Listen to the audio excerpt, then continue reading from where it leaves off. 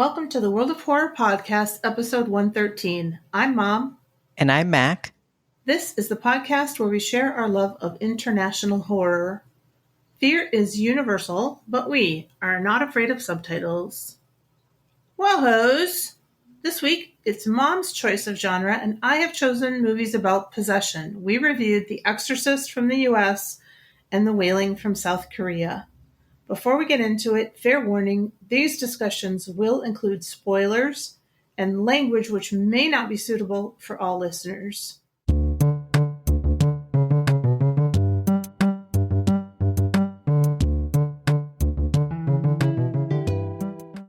Let's move on to our first segment, Mom and Mac Chat. Hi, Mac. How's it going? Hi, Mom. It's going well.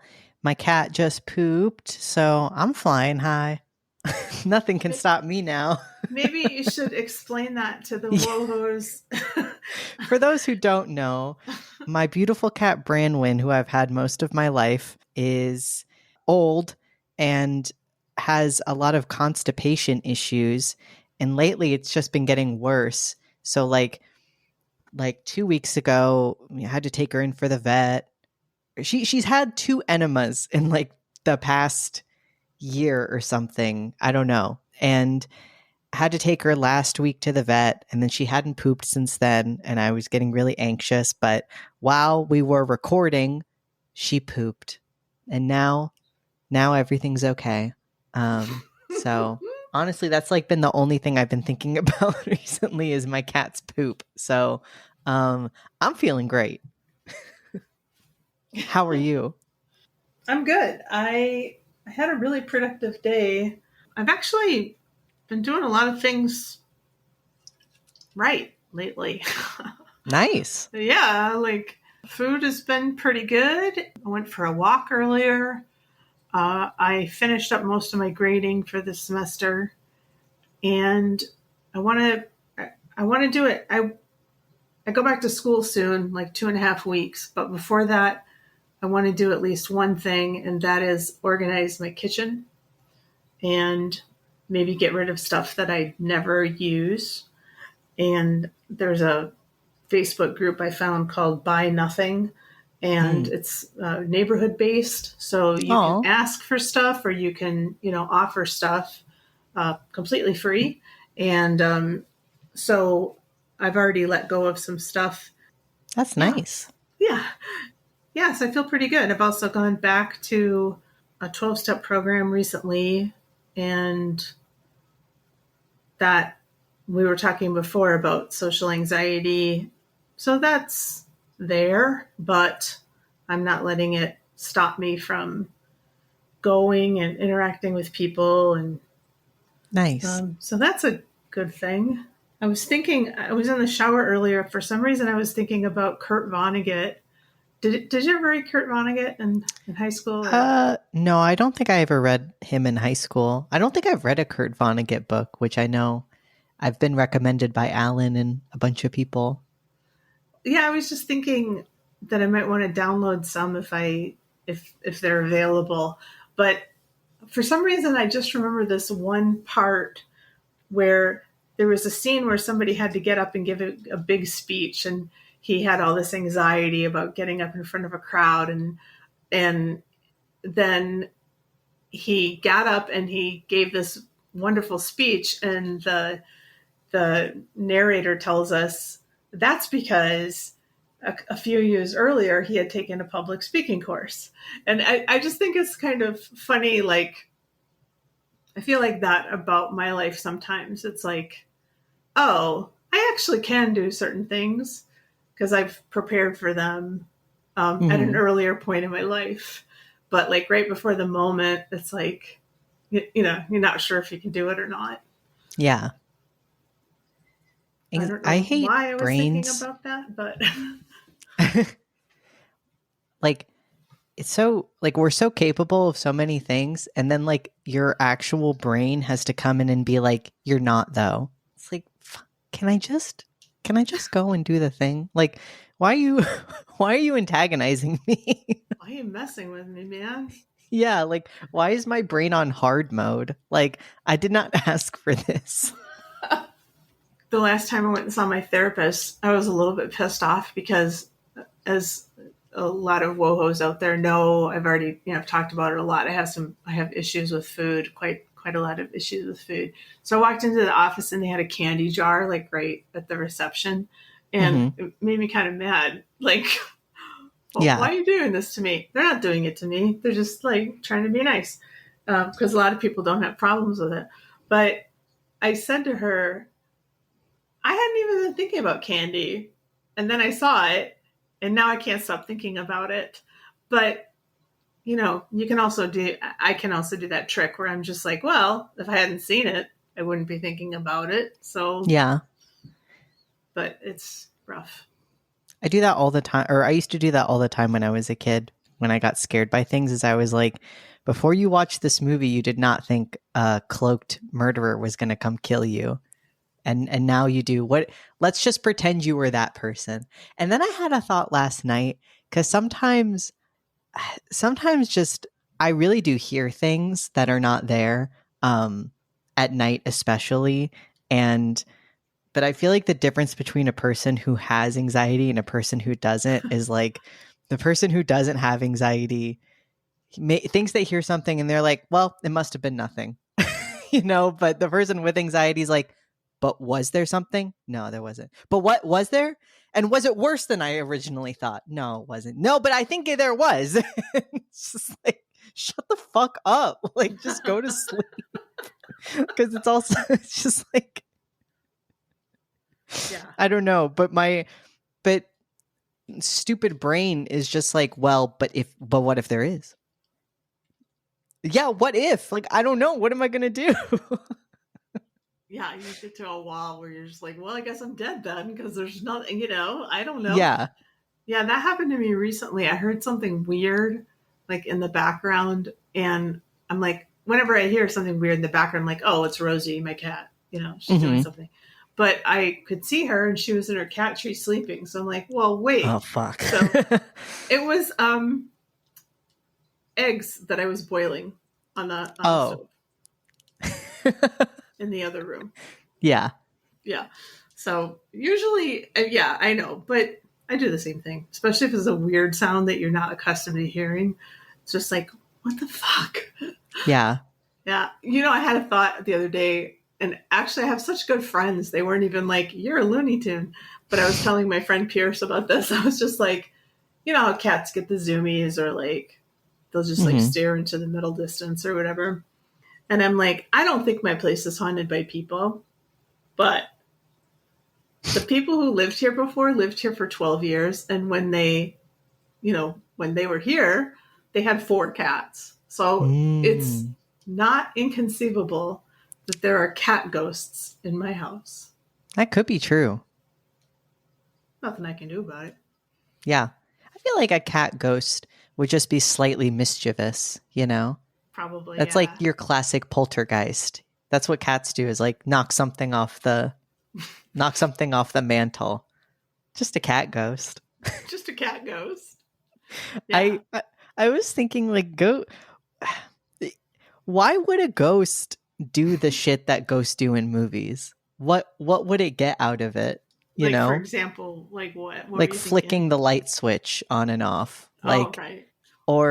and like anytime sometimes I go on the Reddit, like ghost subreddit, because sometimes it just is comical to me how people are like, I saw something here, and there's like literally nothing. Mm. And yeah, and just how there's never proof that it literally is a ghost being like, I'm a ghost, here I am. It's like the proof you have is like, we heard a knock or a little child's giggle in the corner. It's like, if I was a ghost and I was trying to show people that I was a ghost, I'd say, I'm a ghost. Woo! Like, why do ghosts only do things that can be explained away by people? It's because they're Well, not doing stuff. yeah, Or that's not it. how they do. I'm not going to say that there's nothing, but I don't think that they're doing mischievous things like, rearranging stuff. Because why? What's in it for them? Well, I mean, if Beetlejuice has taught us nothing, sometimes they just want their house back. That's true. But yeah, I know sometimes it's just like really dumb stuff. It keeps getting suggested to me, that show. I don't even know what it's called, but it's, haunted. It's a haunted investigation show.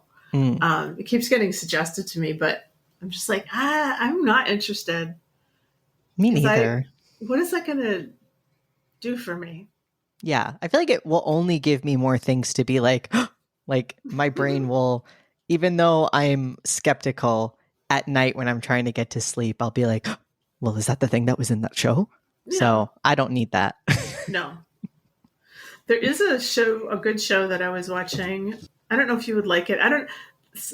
Okay, so it's called I'm a Virgo. It's on Prime. It has a wacky premise, which is that a 13-foot tall black man is born, and it's sort of a fairy tale.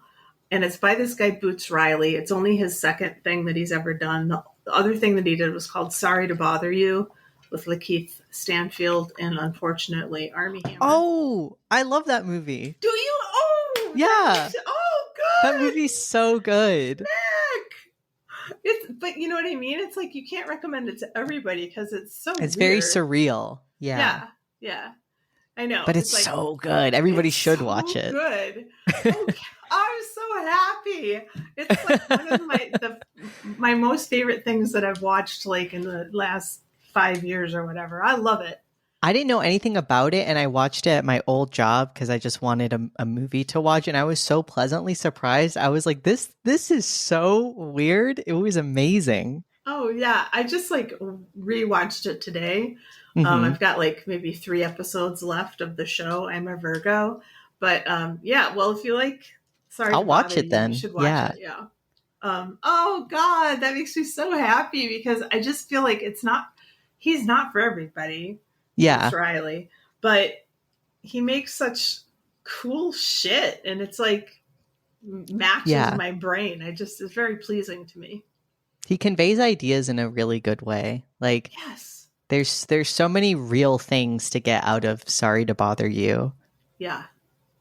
Well, and I think he's a Marxist or something. I mean, I read a little review of I'm a Virgo, and then I went back and watched Sorry to Bother You, and then I was like, oh yeah, if he is a Marxist, you can sure see it, definitely in that movie. But maybe we should talk about these movies. What do you think?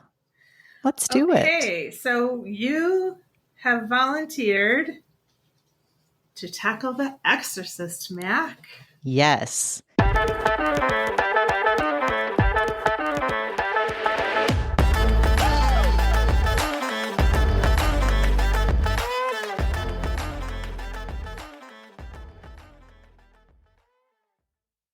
So, The Exorcist. Here is a brief plot summary from our synopsis from IMDb. When a teenage girl is possessed by a mysterious entity, her mother seeks the help of 2 priests to save her daughter. I feel like this is one of the most, like, absolute most iconic movies, like, of all time. Like, yes. Most people, I think, could name something from this movie, even if they have never, ever seen it in their life and will never see it. It was directed by William Friedkin, screenplay by William Peter Blatty, based on The Exorcist by William Peter Blatty. It stars Ellen Burstyn, Max von Sydow, or Sydow? Max von Sydow. I don't know. Max von Sydow, Lee J. Cobb, Kitty Wynn, Jack McGowran, Jason Miller, and Linda Blair. Cinematography was by Owen Roisman, and it was edited by Evan A. Lotman, Norman Gay, and Bud Smith. Music by Jack Nitschke. Is that how you would say? Nitschke. Nitschke. It was released December 26th, 1973 in the US with a runtime of 122 minutes. So we begin with Father Marin in Iraq, who is, something that I thought was amazing. There's 2 different scenes where somebody just runs and finds him. Like, people are always finding this man, running to give him information. and they find something significant at this dig site. Also, let's see, I was taking some notes. So we see Chris McNeil, who is a single mother who is also an actress living in this nice apartment in New York.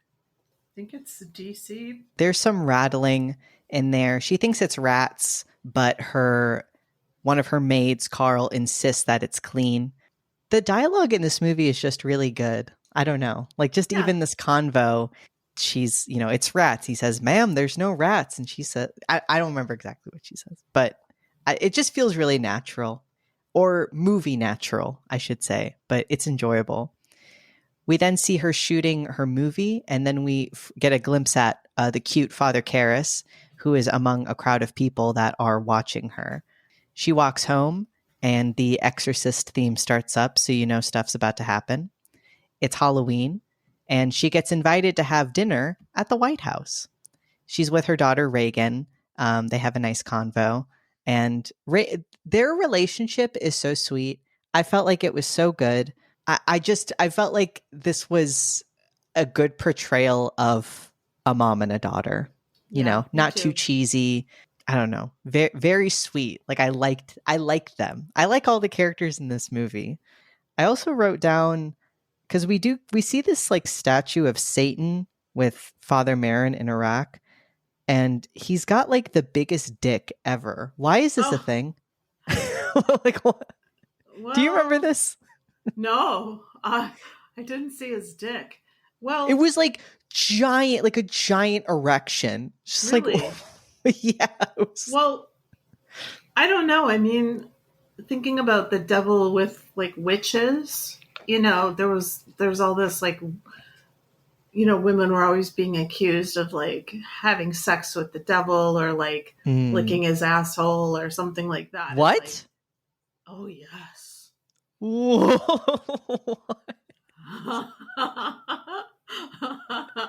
I guess it was that's like so specific. Like, that's the most perverted thing. Oh my god! People can think of, But wow. I guess devil's pretty ugly. But if he had a really big dick, maybe that would be.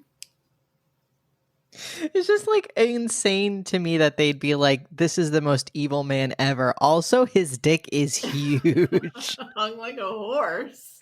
Like that. Like, this is step one in my Catholicism is kind of weird, y'all. I'm not saying Catholics came up with this, but I think whoever is thinking like Satan, evil Satan. Also, I'm gonna make a statue of him and lovingly craft his dick. Like, you're the weird one. You're the weird one.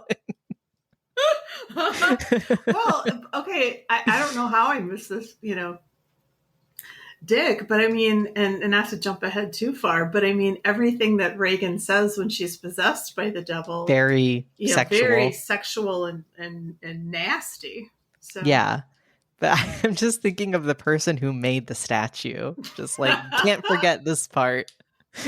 Also, I'm holy. I'm not the weird one. It's those gays who are weird.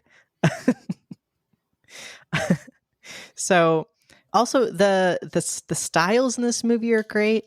I don't know. Everything is beautiful. Father Karras, he's this very much like, looks like a Greek Catholic man, I don't know. It's perfect. So we see him arrive at his mom's home. It's in a very rundown part of town. She's got a really bad leg, and he takes care of her. And she's just sitting and watching TV or listening to the radio. And he says that, she could go somewhere else to be around people, but she immediately launches into like, "No, this is my home. You're not taking me out of my home." So he leaves some money on a table, turns the radio to Greek music, and leaves her sleeping in her chair.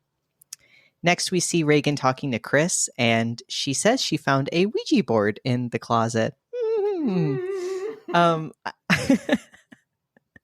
Chris, I just love them. She's just like, "Do you know how to play?" And Reagan says, "Yep." And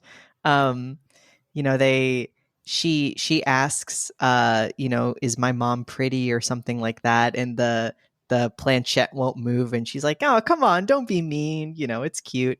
Reagan says that she's been talking to Captain Howdy, who is supplying the answers. Then we see Karis drinking beer with a colleague named Tom. Karis says that he needs to be released from his assignment as a priest because he's lost his faith, because he's doing some kind of psychology work, and it's really messing him up. It's not really what he got into this for. But they say that, well, he's the best. They can't lose him. So we then see Chris being really upset because it's Reagan's birthday. Her dad hasn't called, and then wakes up to find Reagan sleeping in her bed with her. Reagan says that the bed was shaking and she couldn't get to sleep.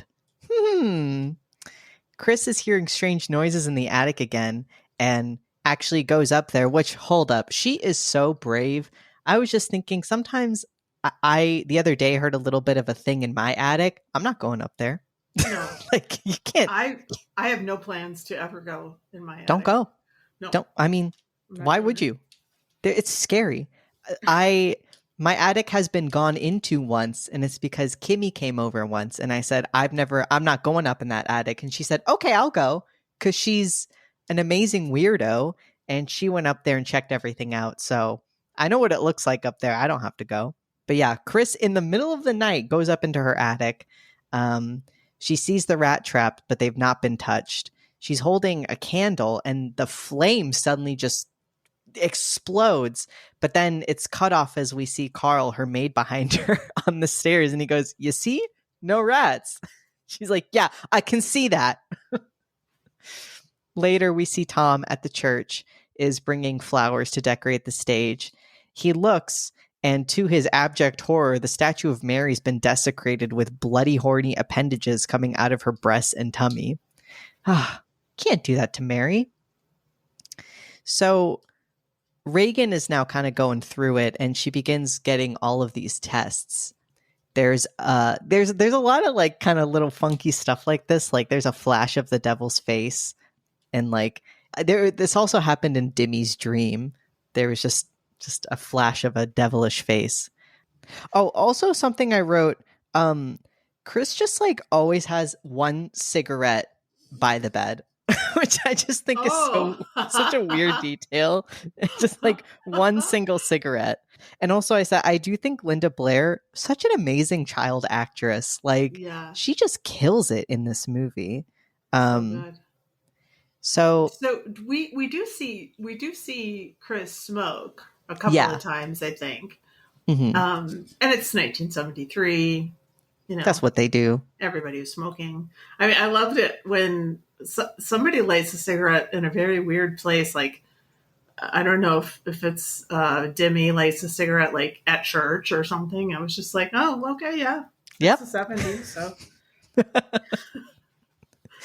So Reagan's at the doctor, and she's slowly kind of turning away from the like sweet little girl that we've seen her to be.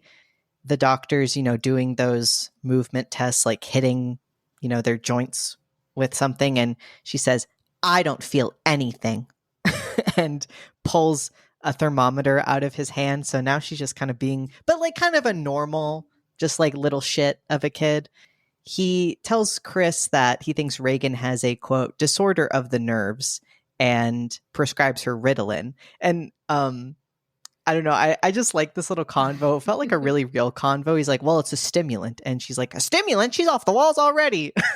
And and he suggests, Reagan might be depressed, and then asks, does Reagan curse? She's like, no, of course not. Why? What did she say? And he says, well, she told me to keep my fingers away from her goddamn cunt. And Chris just kind of is like in shock and like, but kind of laughs and is like, my rate? Like, what? But she just kind of thinks it's like, oh, wow, kids will be kids, kids say the darndest things. And these parts are some of my favorite in the movie. I feel like obviously the Exorcist scene is like the thing everybody remembers, but this medical kind of dilemma going on is so scary to me. I just... like, obviously, I've never had a human child, but just having a cat where I have to keep taking her to the doctor and figure out what is wrong is making me like lose my mind. I can only imagine what it would be like if you had a human child whose behavior is turning, extreme and you can't get any help. Like, it would just be infuriating. And I feel like they do this part of the movie so well. Like, it's because also medical stuff freaks me out really bad. And just, I feel for both Reagan and Chris in all of this. So then we find out that Father Karras's mother has been admitted to a psychiatric hospital by his uncle. This is also adds to the medical horror because Karras goes to visit her. He goes to this it's a really just rundown, looks like an insane asylum type thing where people go to die. And, as he's walking there, these women, because he's, got his priest's collar on, these women are coming up to him like, Father, please. And he kind of has to fend them off and gets to his mom, who's just kind of like chained in this bed. And she goes, Dimmy, why did you do this to me? And it's so sad. And so then we get a cut to him beating up a punching bag at the gym. Chris is having a cocktail party at her house. She asks a priest there who Dr. Karras is. Or sorry, Dr. Karras. Who, what is this? FR? Father. Oh, who Father Karras is. He tells her that he's a psychiatric counselor and also his mother died last night. She had been living alone and that she was dead a couple of days before anyone found her. So sad. So then we meet Burke, who is Chris's agent. Is that it? Or he's the director of the film? Director of the film, yeah. Yeah. He's this kind of, if they did a remake today, Dennis O'Hare would play this man. Absolutely, right? He would. Totally. Yes. That would be great casting. He is drunkenly harassing Carl, who's German, and calling him a Nazi, even though he's not German, actually. He's Swiss. It's just bizarre. And, Carl's barely upset. Burke's just kind of an asshole, I guess. They're all having, a little sing-along at the piano. And Reagan walks in to the party and says to one of the guests, you're going to die up there. And then just starts peeing on the carpet. Which, man, God, that's just got to be awkward for everyone, So party dies. Chris takes Reagan upstairs and gives her a bath. Reagan asks her mother what's wrong with her. And Chris says she just needs to take her pills and then she'll be fine.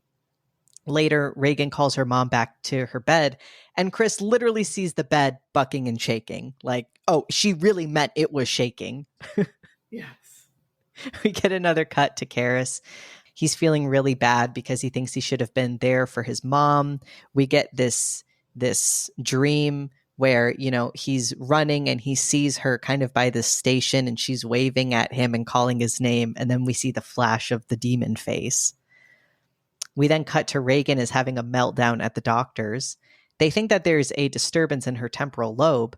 And Chris is explaining like, no, I literally felt the bed shake. And they're like, well, they tremors, that the seizure that a kid could have. She's like, no, like I saw it shaking.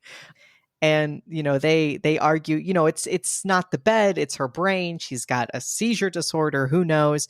But hey, all we would have to do is remove the lesion in her brain. Let's just scan her brain. And we get this super graphic scene of, again, why hospitals scare me, of like, they're putting iodine on her neck. They got to is this the one where they're like injecting something into her neck? Like, it's so hard to watch. The so scary is the sound, yes, like the MRI or whatever it is. I mean, this ancient machine, this 50-year-old machine at this point. I know it's still really unpleasant to get an MRI, but oh my God, I'm like, was this the fucking Middle Ages? That's what it seemed like. Like, it just seems so primitive. Yeah. And they had to put this little camera thing in her neck. It was just so horrible. And of course, the scans show that there's nothing. So at home, the doctors are there at home and they see Reagan literally being tossed around, her eyes rolling into the back of her head. She slaps the doctor and says, keep away. The sow is mine. Fuck me. Fuck me. This is not normal. This is not just some sort of condition. But they're dumb and they don't really know what to do. So they sedate her and they just kind of stick to their guns. Chris, understandably, is just like, you're useless. There's no way this could be what you're saying it is. They're like, well, maybe let's just do another encephalogram. Yeah, of course. Let's do another one. Okay, they still don't find anything. And they're like, okay, well, yeah, maybe now you should try to find a psychiatrist. And I wrote down, I was like, what kind of insurance does Chris have? It must be incredible. Well, I think she's doing pretty well. I mean, Yeah, I mean, she is an actress. You saw the crowd that she drew in the very first scene, and the cocktail party, and the house. Oh, yeah, and she's beautiful. got servants, and I want that kitchen. Come Me on, too. It is gorgeous. So she's probably fine. Yeah, definitely. Oh, yeah, I forgot to mention at one point they ask her, like, do you have any drugs that you keep at home that she could have taken? And she goes, Christ, I don't smoke grass. I thought that was funny.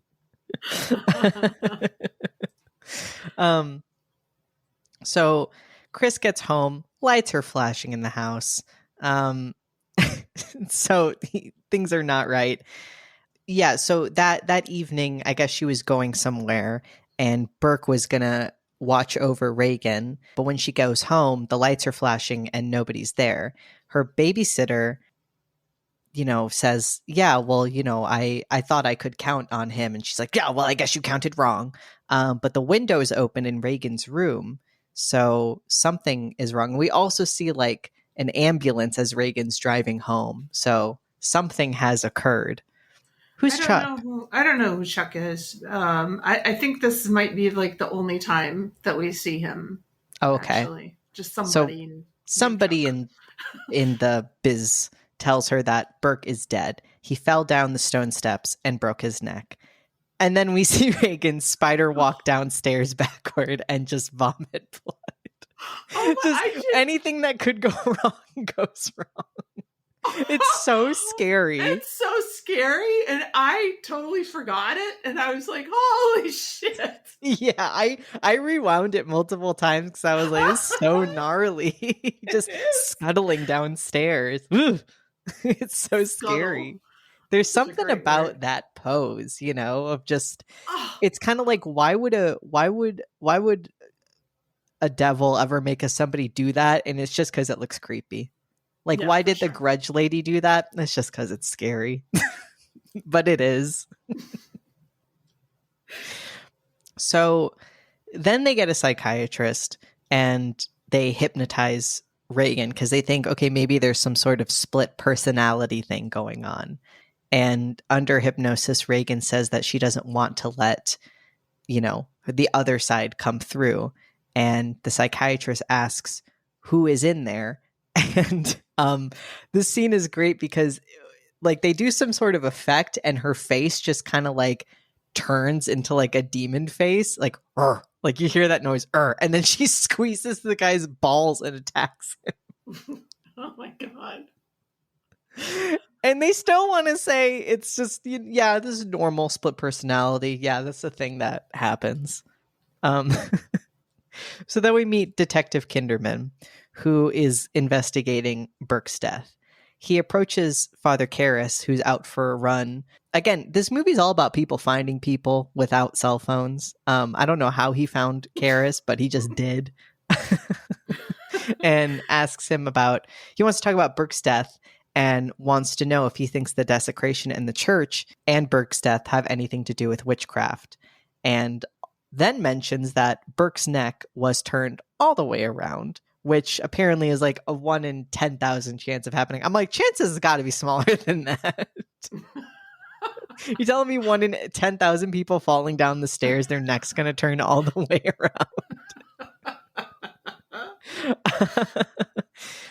The conversation grows a little bit like threatening and hostile with Karras because Karras is basically saying like, well, if somebody told me something under confession, I would just urge them to go to the police, but I would not reveal what they had said because that's the whole point of the confession being confidential. And Kinderman is kind of like, not happy with that answer. He invites him to the movies with, okay, I guess I didn't understand this. This happens twice with I thought he was describing a real movie, but it's no, it's not. not a real movie. Yeah, I can't remember, Groucho Marx and Debbie Reynolds or something like that. In some in a version of Othello or something. Yeah, he does it here with And then Karis, at and the then he end, does it with Tom at the end. And I think he's just some kind of weird test to like see how movie savvy they are, or like if they have a sense of humor or something. or maybe like if they must be listening closely to what he's saying, Yeah. maybe. And yeah, Karis is like, I've already seen it. And then he's like, haha, all right, fair enough. So there's now a literal like round table of doctors, and all of them have fuck all to say. And, Chris is like, you all are useless. And finally one is like, okay, there's one possibility. It's a little bit far-fetched. You religious? She could be possessed, or she herself, Reagan, might be religious, and maybe she thinks that she's possessed. So maybe you should find an exorcist. And I literally wrote down, I'm like, I guess they saved it with the whole idea of like maybe Reagan is religious and then she the split personality. But I was kind of like, I know the whole movie couldn't ever happen, but I was just thinking, I don't know, could this ever happen? Like, what would would a psychiatrist ever? I feel like they'd be thrown out if they were like, okay, now how about this?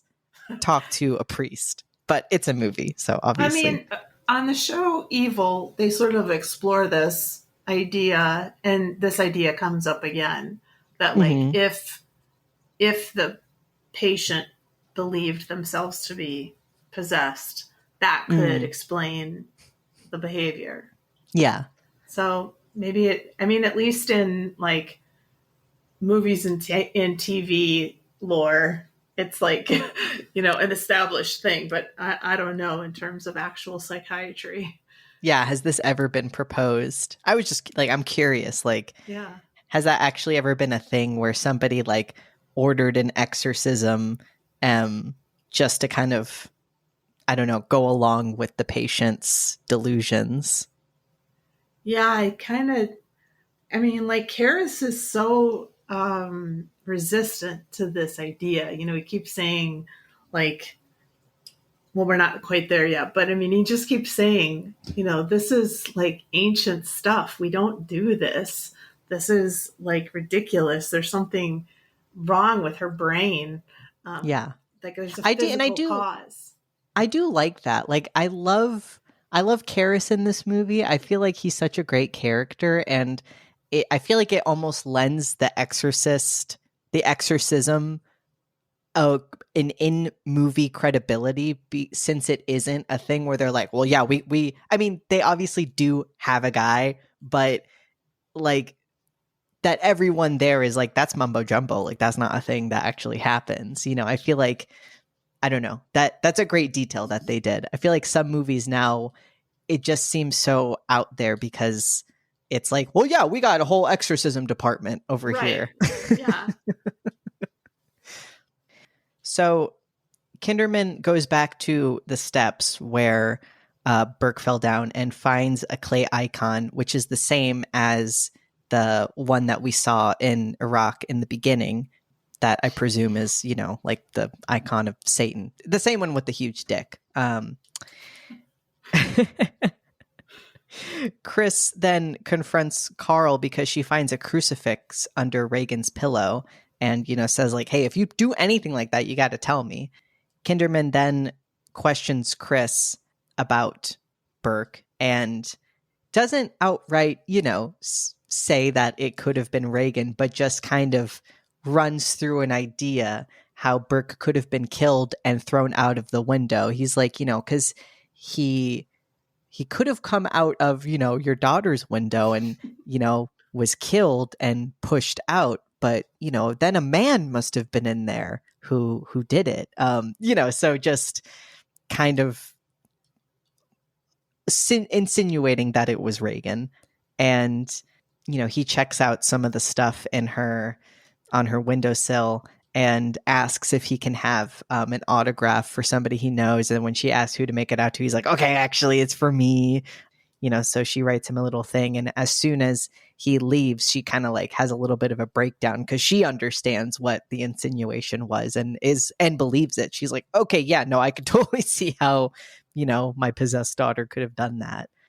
Then we see Reagan is fucking herself with the crucifix with stuff flying all around the room. She throws Chris across the room and her head spins all the way around and says, do you know what she did? Your cunting daughter. And Chris is just sobbing. This is just out of control. So yeah, confirmed, possessed Reagan killed Burke.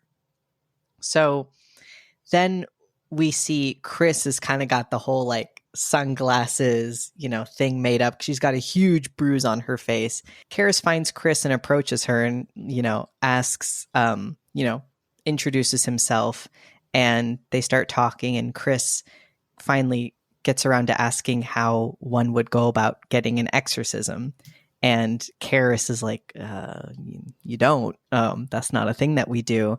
And says that, he can see Reagan as a psychiatrist. But of course, then Chris just begins sobbing because, when the psychiatrist suggests that you get an exorcism and then the person who gives you an exorcism suggests you see a psychiatrist, what do you do? So Karis then meets Reagan. Like what you've written, he wrote, she's looked better. Oh God, there's just like weird thing in her nose, and there's like green pea soup, like kind of. Does she have those weird contacts in at this point? I think so. I think she does. She that does not look like a girl. Yeah. No. They Reagan starts speaking in different voices and just vomits on him. Chris then washes Karis's stuff. He looks at Reagan's art, and there was some creepy stuff in the art, right? I don't remember. It was a few normal drawings, but I thought there was one creepy thing. I could be wrong. But he says that he needs proof so that the church can accept Reagan as a candidate for exorcism. So Karis recommends that, Reagan be institutionalized and be under observation for 6 months. And Chris is like, no, like that thing upstairs is not my daughter. And like, she's not going to survive through all of that. So Karis then goes to, record some of Reagan to get some proof. And does he say, or does the devil say, what an excellent day? Devil says, what an excellent day for an exorcism. And says that an exorcism would bring Karis and us together. It then opens the drawer door, but then refuses to do it again. They also start speaking Latin, even though obviously that's a language Reagan doesn't know. Karis says that he has holy water and sprinkles it on her. And, she kind of is like, and starts speaking in tongues, and he records it.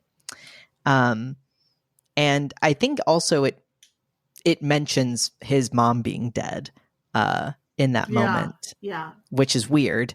Karis reveals to Chris that he said that he used holy water, but he only used tap water. So, it's a little bit suspect that, she would cry out like that if she was really possessed. But then Chris says that she thinks Reagan killed Burke Dennings.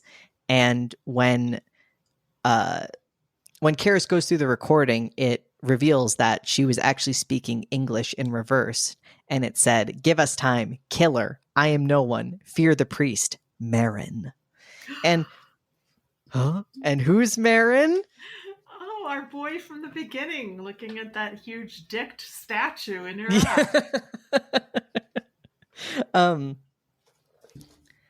I also wrote down, interesting, where Karis is when he listens to the tape, there's this giant sign where in like English letters it says Tasukete, which is Japanese for save me. I was kind of like, what? That's interesting. Really? Yeah. So I was kind of like, why is that there? But yeah, I thought that was interesting because I was like, why wouldn't that be written in Japanese letters though? But so it's the romanization. Yeah. Oh, weird. Just some Yeah. weird random joke, probably. Yeah, just, I don't know. We'll throw that in there. Yeah, somebody 50 years later will see Yeah, it. we'll talk about it on a podcast. Yeah. So Karis is then called to the house, and Chris shows him that on Reagan's tummy there's a raised scar tissue which says "Help me." This is the only part I did think this was a little bit cheesy. The font that they used for the "Help me" is so stupid. Like it's a weird choice of font that Reagan has used for her own stomach. I'm just like, why wouldn't it be? And if she wrote it from the inside, would it not be reversed? You know? Mm, I don't know. mm. But I guess they were like, we've got time in this 2 hour long movie to throw in one stupid scene. We'll put that in there. I guess that's the last straw, not the her talking in backwards. But then he meets with the bishop. They consult, and he proposes Marin, who has experience with exorcisms. Apparently, like the last thing that Marin did was in Africa, and it took like 6 months, and it nearly killed him. So this guy's been through it. Marin comes. He's a good guy. And this is when I wrote again, this is the second time somebody has just found Marin wherever he is and given him a letter like, they need you. This guy's got like a GPS tracker on him. So Marin comes, and the devil screams out as soon as Marin enters the house. And the house is now like next level. Like it's truly exorcism time. Like it's cold. Everybody needs a jacket. I do love Chris has the most ridiculous like fur coat on ever. Mhm.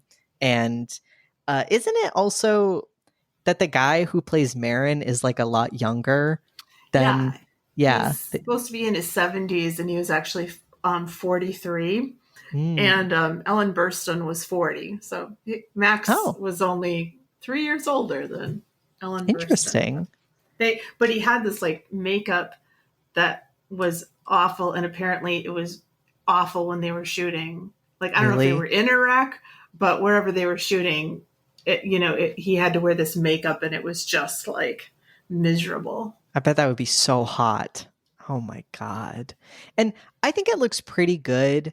I feel like it's been praised before. I've heard it being praised before as like one of the best old man makeups ever. I don't think it would necessarily hold up against today's old man makeups. Like now you can tell. Like you look at it and you're like, that's I see some latex on there. But it's pretty good, I guess. So He sells it. I mean, every time yeah. he moves like an old man. Yeah, he definitely moves like an old man.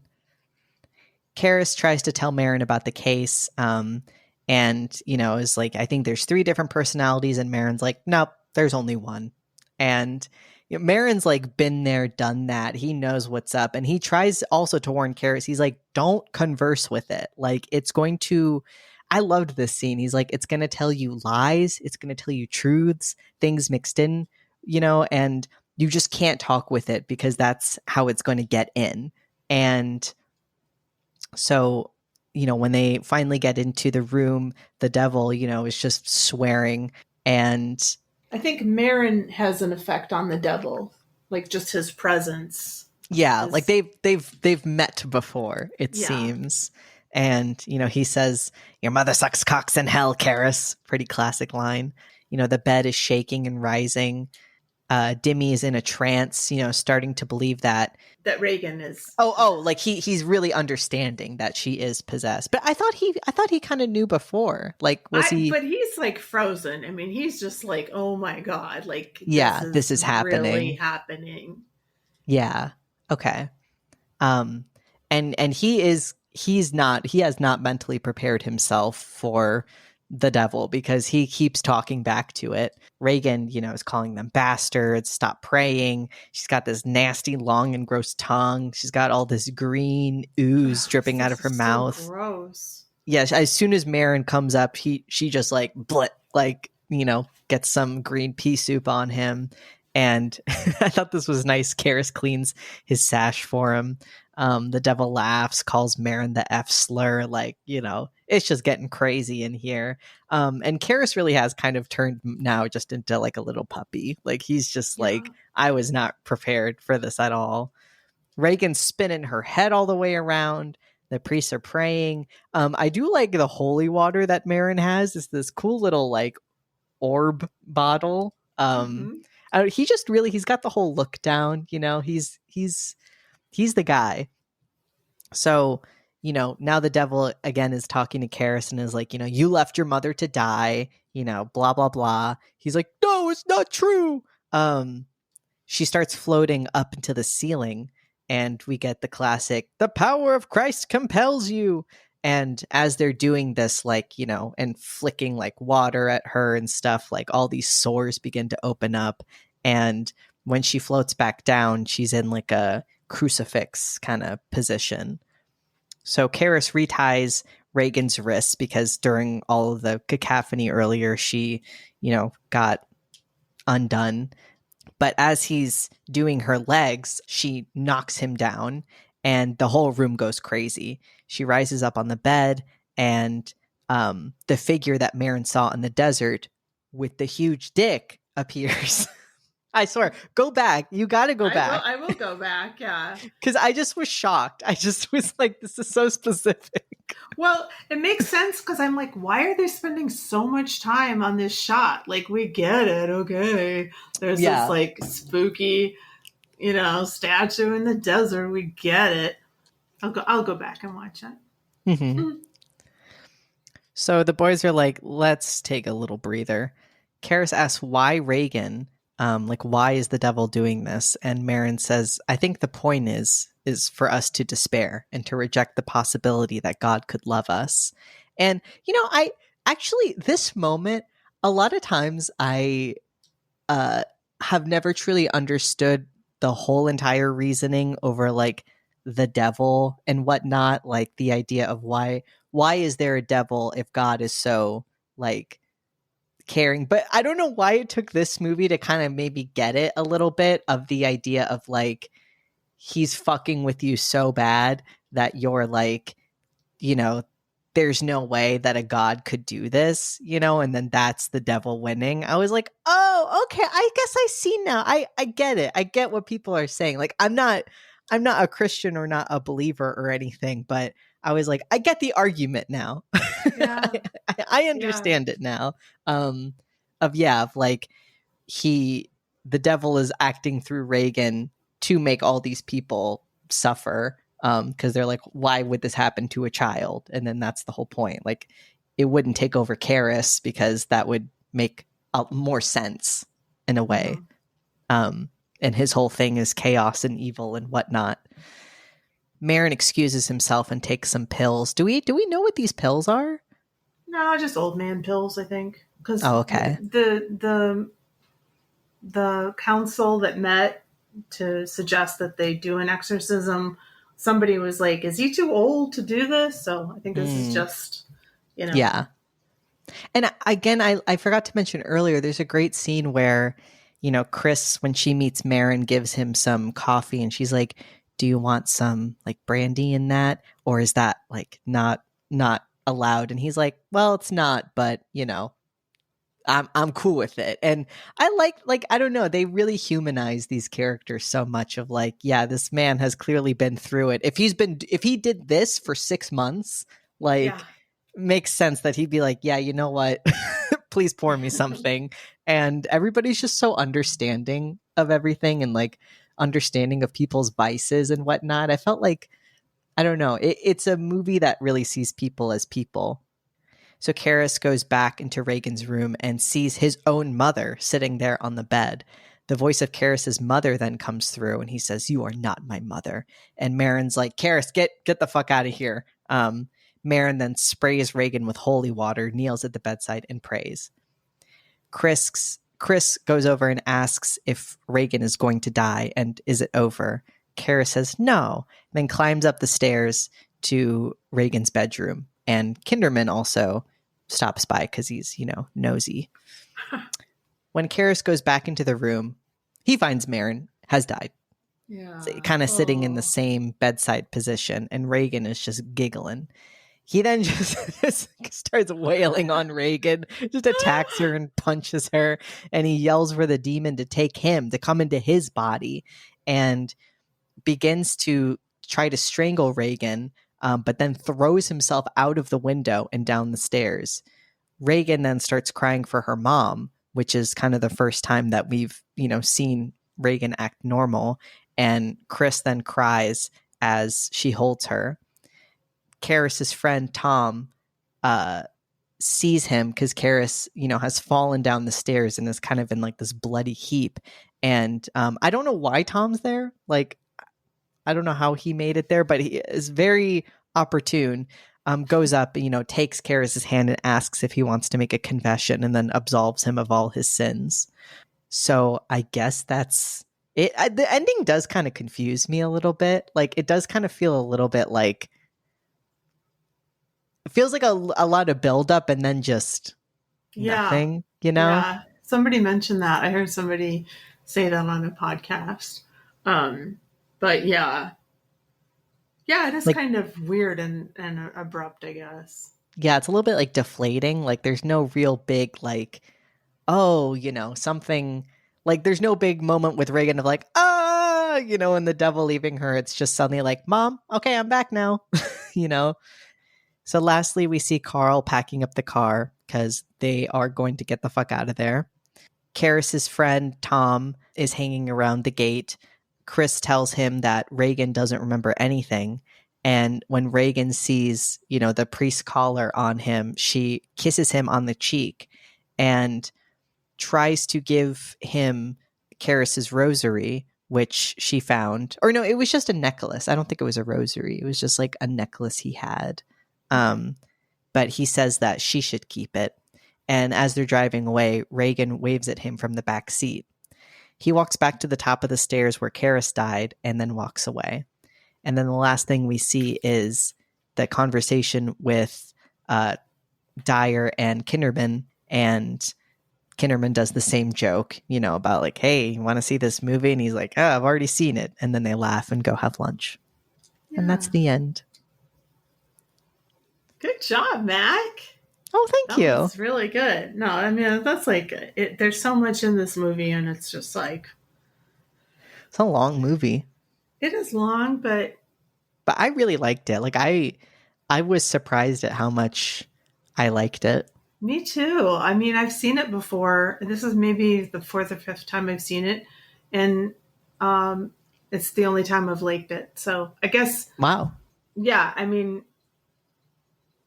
I always felt like I should like it. It's such a classic or whatever, but I don't know. It never really did anything for me. But this time, I really did like it a lot. Yeah.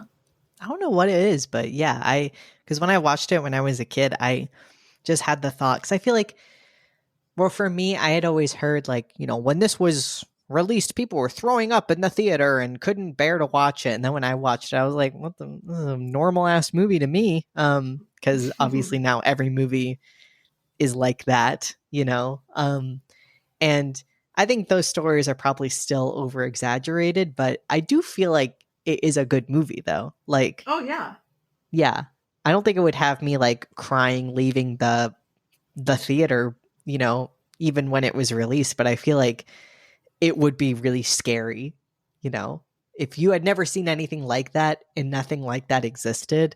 And then not that I'm saying this is the first movie to ever do stuff, like do horror, but there's some really like scary things in here. I mean, her head turning all the way around and that spider walk down the stairs and I mean, shocking things too. I mean, Yeah, like her like stabbing herself with a crucifix or, like fucking herself with it is like pretty out there.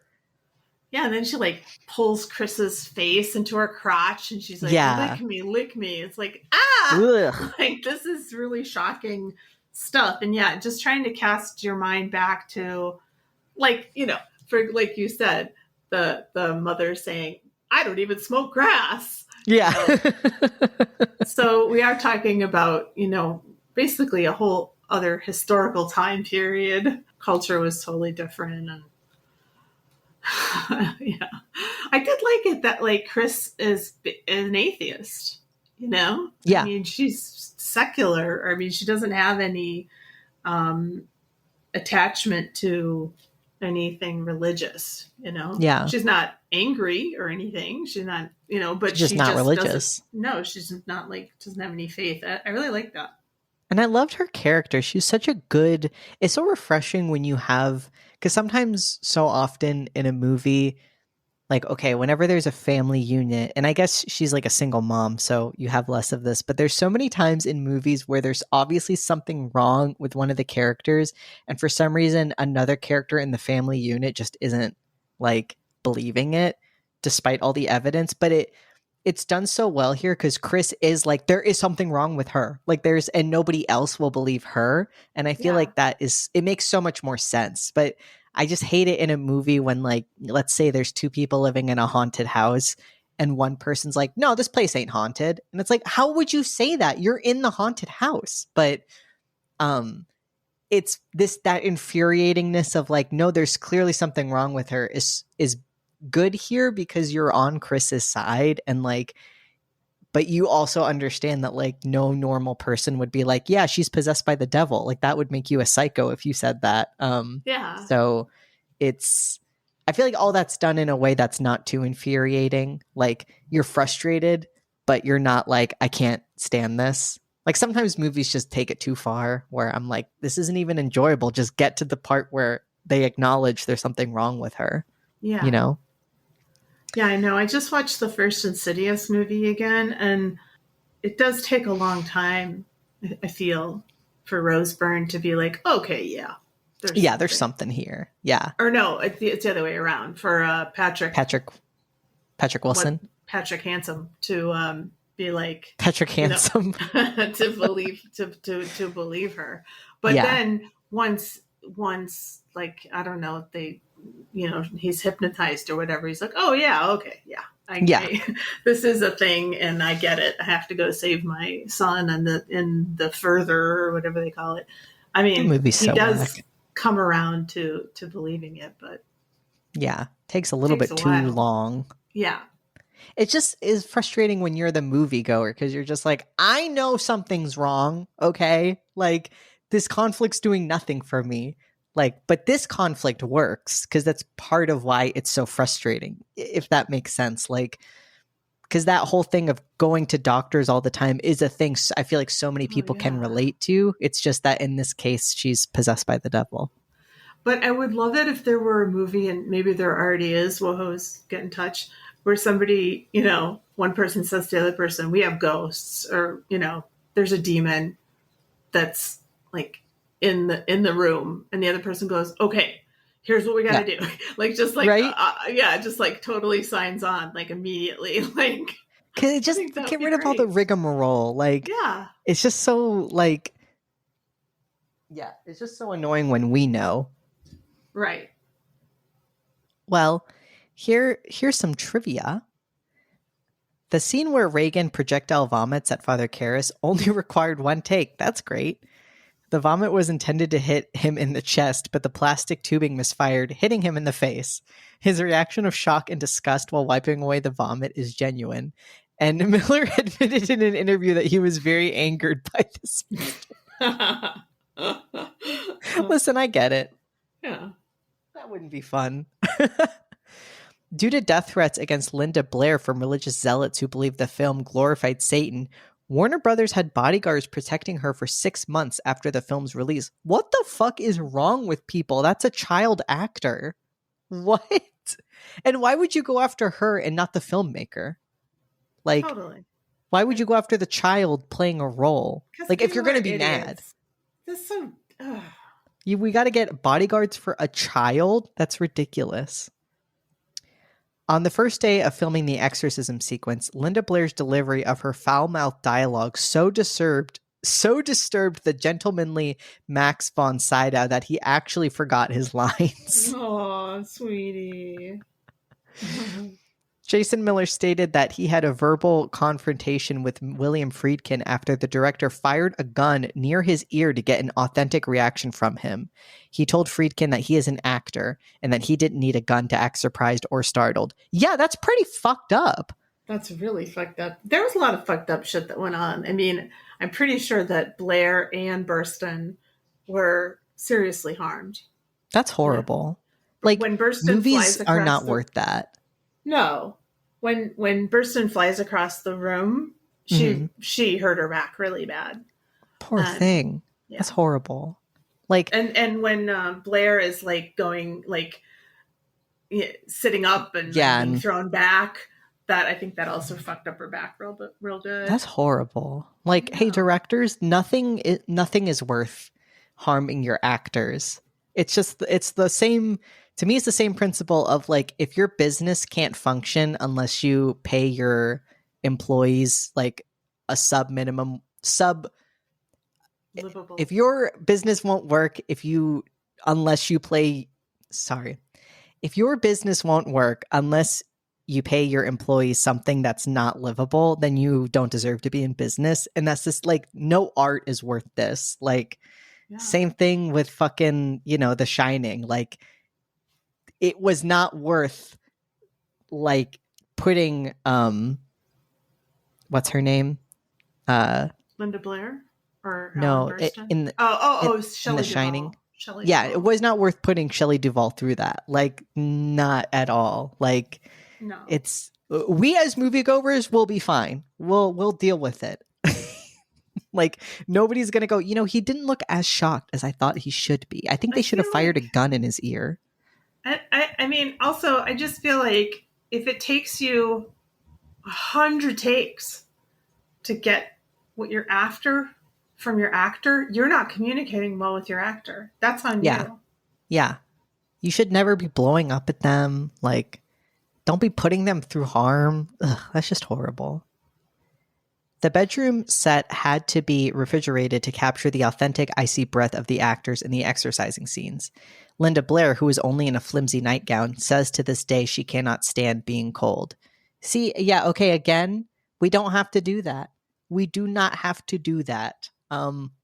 Again, I could tell that set was cold, but it did not have to be. I would have still enjoyed the movie. The quote exorcist steps 75 or 74, one is very small, stone steps at the end of M Street in Georgetown were padded with half-inch thick rubber film. Were padded with half-inch thick rubber to film the death of Father Karras. The stuntmen tumbled down the stairs twice. Georgetown University charged people around $5 to watch the stunt from the rooftops. Uh-huh. That's really funny. That's great. I want to know how they did the stunts in John Wick 4. Yeah. Like, there's a lot of people falling down the stairs in that And movie. lots of steps. Yeah. Oh, man. The sound of the demon leaving Reagan's body is actually the sound of pigs being herded for slaughter.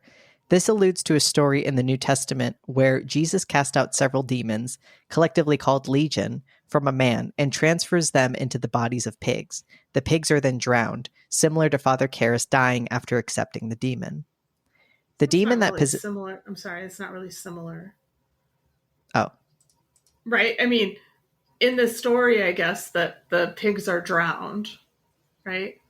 Yeah. Nobody like drowns Karras or like Yeah, I guess it's just that he dies after taking it. Yeah.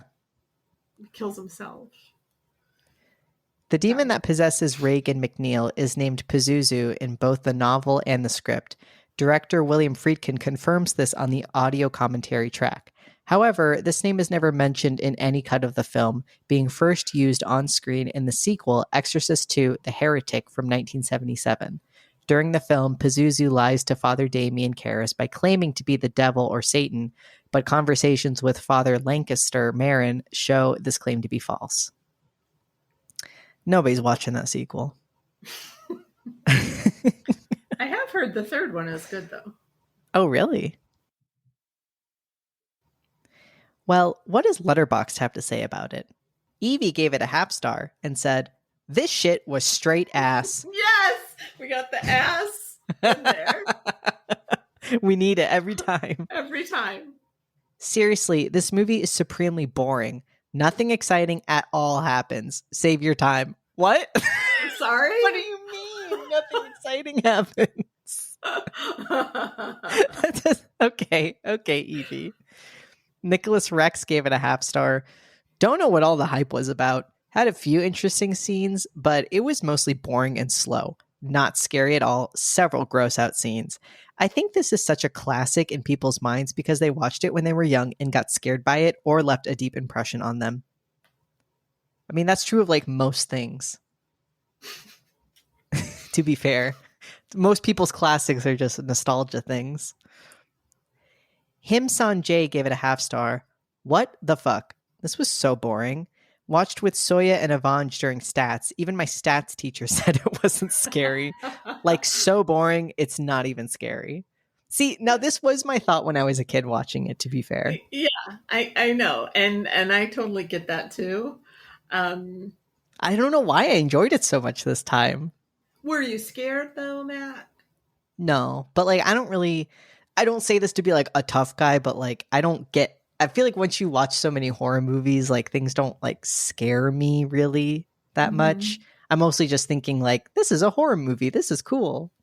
Right. Not like It Follows, where like there were scenes in that where I was like, oh my God. And like that idea did stay with me for a little bit. But I didn't feel like that with this movie. Yeah, same. And I can't remember who it is who's involved with this film, if it was Friedkin or Blatty or who, but they said, I don't really think of this as a horror movie. It's like a drama. And yeah. I don't know. I think it's a horror movie. It's definitely a horror movie.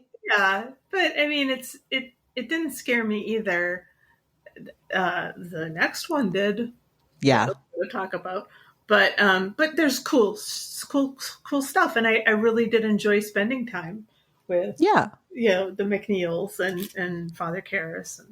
My point now, or my viewpoint now with things being scary with horror is like, I don't know. To me, that's less of like something I look for now, and more just like maybe an attribute I'll assign to it. Like, yeah, this movie's scary, but like, I don't think all horror movies are scary, but I also don't think they have to be. You know, I feel like because sometimes horror just stays with you. You know, like obviously the idea of like this child doing the things like stabbing herself at the crucifix, like that stayed with us. You know, and like that's disturbing.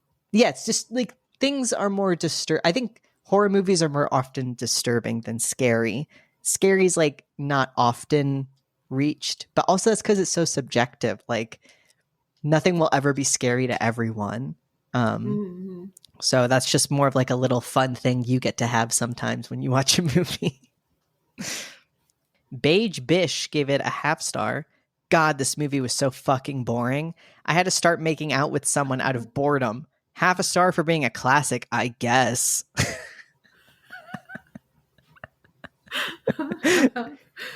Tobias Wadeen gave it 5 stars. A genius masterpiece. But don't take my word for it.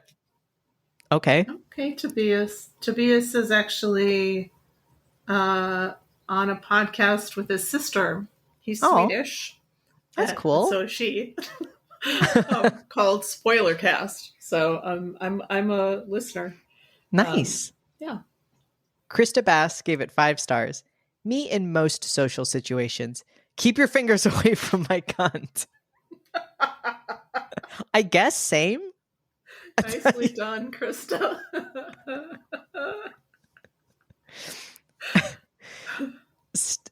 Stephen McDonald gave it 5 stars. October Day 3 watch. Seasonal rewatch. Love it. No notes. Improves upon the already strong book. This is our friend Stefan from Canada. Shout out, Stefan. Hey, Stefan. Z. Michael Myers gave it 5 stars. Pazuzu, I hardly know you. But Jack Kiersky gave it 5 stars. That spider walk scene is still horrifying. I wish they kept that in the original theatrical cut. They didn't? There are 2 cuts of this, but it sounds like you and I watched the same one. Yeah. That should be in the original. It's a great scene. Yeah, it's super scary. Audrey Cusack gave it 5 stars. If I were in this movie, I would simply suck the cocks in hell myself. Yeah. Good for you, Audrey. I really like this collection of Letterboxd reviews. This is very good. I liked it. How should we rate it? How about crucifixes? Sure, why not? Used as weapons. Used I'll as give it 4. weapons. 4 crucifixes. Who put that crucifix in her room anyway? It was Carl, I Was thought. it Carl? I think it was. He said he didn't, but I guess he was lying. 5. You gave it 5? Yeah. Wow. I think What have we learned? listen to women. Believe women. Believe women. God. If you see a girl spider walk down the stairs, something's not normal. That's not your... Mm-mm. You don't need the second encephalogram. That's also, I think, what we've learned. Don't God, put that kid so through that. Bad for her. Me too. Like, she said she doesn't remember anything, and I hope that's really true, like including the encephalograms. Because that was horrible. I hope only the devil went through that. Me too. Fuck that devil. Would we watch it again? Yes. Yes. Favorite scene? I mean, I liked so much of it. I guess I really did like all the stuff with the doctors. Like, I thought that was pretty engaging, honestly. Like, I didn't think that was boring at all. I thought that was scary in its own way. I really like the scene where Karis is talking to Chris outside, and yeah. He's just like, I can come as a psychiatrist, and she just breaks down, and he kind of hugs her, and yeah, I just kind of like that. I also like the scene with Karis where he's just like frozen. Yeah, and, Marin is like in full exorcist mode, but Karis is like, holy fuck. Yeah, what have I gotten myself into? I like the dream sequence with Karis too, and his mom. I thought that was pretty creepy. I like dream. I mean, Quinn, is a big fan of dream sequences, but I like it too because it's like that's what a dream is like for me. Yeah, it's like, yeah, that seemed very like I could have had that dream. Mm-hmm. Who wins the You Fool Award? I guess all the doctors in DC. Yeah, I would say maybe Burke. Oh God, Burke. Yeah, I don't know what he did, but like, I don't know why the devil chose only to kill him, but he did something. Just maybe he said the same stupid joke about Nazis to the devil, and the devil was like, "All right, you gotta go. I'm done with you. I'm not killing anyone else but you." I just thought that was like not gonna kill Chris, not gonna kill the maids. I'm gonna kill Burke though.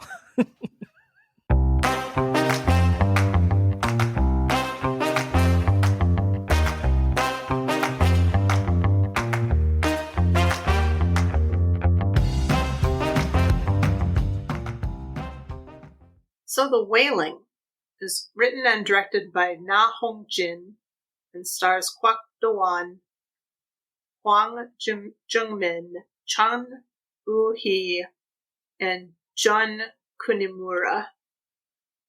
The cinematography, I did some research on this cinematographer. He did Parasite, and wow, he's worked with all the big directors.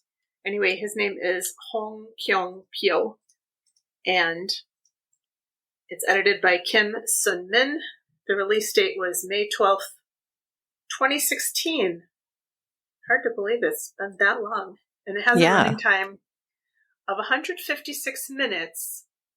So, it's an epic. Yeah. Yeah. So you gotta buckle up. Before the title card, there is a verse from the Bible. They were startled and frightened, thinking they saw a ghost. He said to them, "Why are you troubled, and why do doubts rise in your minds? Look at my hands and my feet. It is I, myself. Touch me and see. A ghost does not have flesh and bones, as you see I have." I have seen this movie, a bunch of times, and I was trying to do my normal thing where I look at the movie, and then I just like pause it or whatever, and then write down what happened. And I don't know, I guess I was having like a severe ADD day. So I took the plot explanation from thisisbarry.com. So I will explain it in my words, but shout out to whoever Barry is, because it was a great summary. To set the scene, we have our cop guy, our hero, and where in The Exorcist we had a really good mom, in The Wailing we have a really bad dad. And he's not like abusive or anything, he's just kind of inept. Yeah. And he's called out to check out this scene where there's been a killing, and the person who they think did it is sort of like in this weird trance, and he has boils all over himself, and he looks nasty. Yeah. And they go, like, after they go to this one scene, they see him there, and then they drive to this other place, and they realize that one of the victims was taken from this other location. But in this other location, there is this weird ass human-sized, like, nest, which is one of the creepiest things I've ever seen. There is one Japanese man living in this village, and everybody thinks that he is causing all the problems. And this is one of my favorite themes in the whole movie, actually. Like, I feel like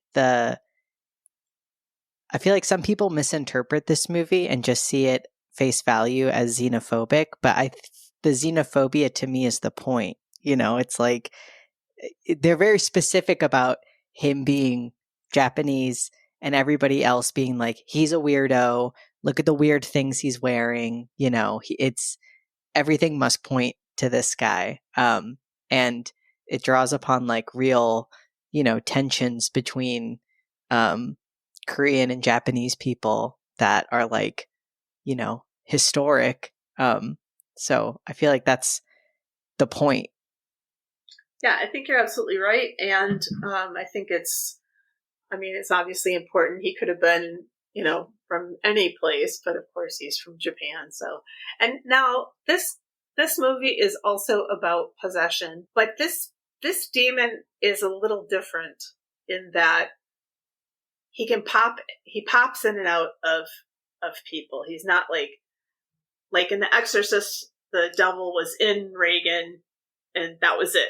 She wasn't ever herself after that until the exorcism was successful. But in this case, the demon pops in and out of different bodies. So when we see the Japanese man with his glowing red eyes, obviously he is possessed. But there's a section of the movie where he is running for his life, and he's incredibly fearful. Very suspenseful part of the film. And so he's obviously back to human form. But the demon can also put himself into dead bodies, which whatever. I don't know if demons have gender, but. Oh, and I wanted to point out that the actor who plays the Japanese man, Jun Kunimura, he has been in absolutely everything ever. I'll just list a few things. Audition. He was also in Ichi the Killer. He's been in countless like remakes of animes. He was in Kill Bill 2. He, you know, has been in Godzilla movies. I just saw him. My dad asked me to watch Midway with him. He was in Midway. He's just in everything. Like, I'm just astounded at this man's body of work. And he seems to be really interesting. Like, he faced criticism from Japanese people because there was some dispute because the rising sun flag, Japanese flag, was flown at this one film festival. And he was saying that it shouldn't have been flown and that, you know, Japanese people should understand how Korean people might feel about that, and then faced criticism from Japanese people being like, you know, fuck you. So he seems like a really interesting guy. Yeah, I have the DVD and I looked at the extras. There weren't a lot, but one thing that I learned is that this was a very, very long production, and a lot of, I mean, it was also very difficult because of where it was shot. There are these beautiful mountains. In fact, one of the first shots reminds me of North Carolina, where, we see the Japanese man fishing, which will be important later. Mm-hmm. But we see the mountains in the distance, and it looks just like, the Blue Ridge Mountains to me. But anyway, because of that, they had to shoot when it was twilight or when it was raining. And so that's why there's like a lot of rain in this film. And that was probably down to that cinematographer making that choice. But so sometimes they would hike, to this location, and they would spend all this time hiking, and then they'd only have like an hour to shoot or something like that. Oh, so God. it's kind of arduous, but everybody, maybe because of that, was really invested in it,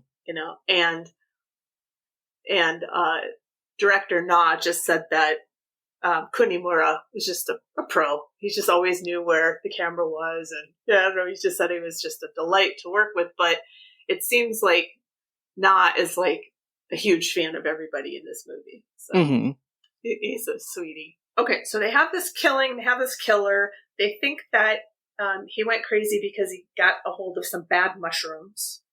And there's also one detail that you might miss. I think I missed it the first couple times, is that there's some dried flowers on the outside of the house. We'll understand what that means a little later. At the police station, there's a power outage. This scene is crazy.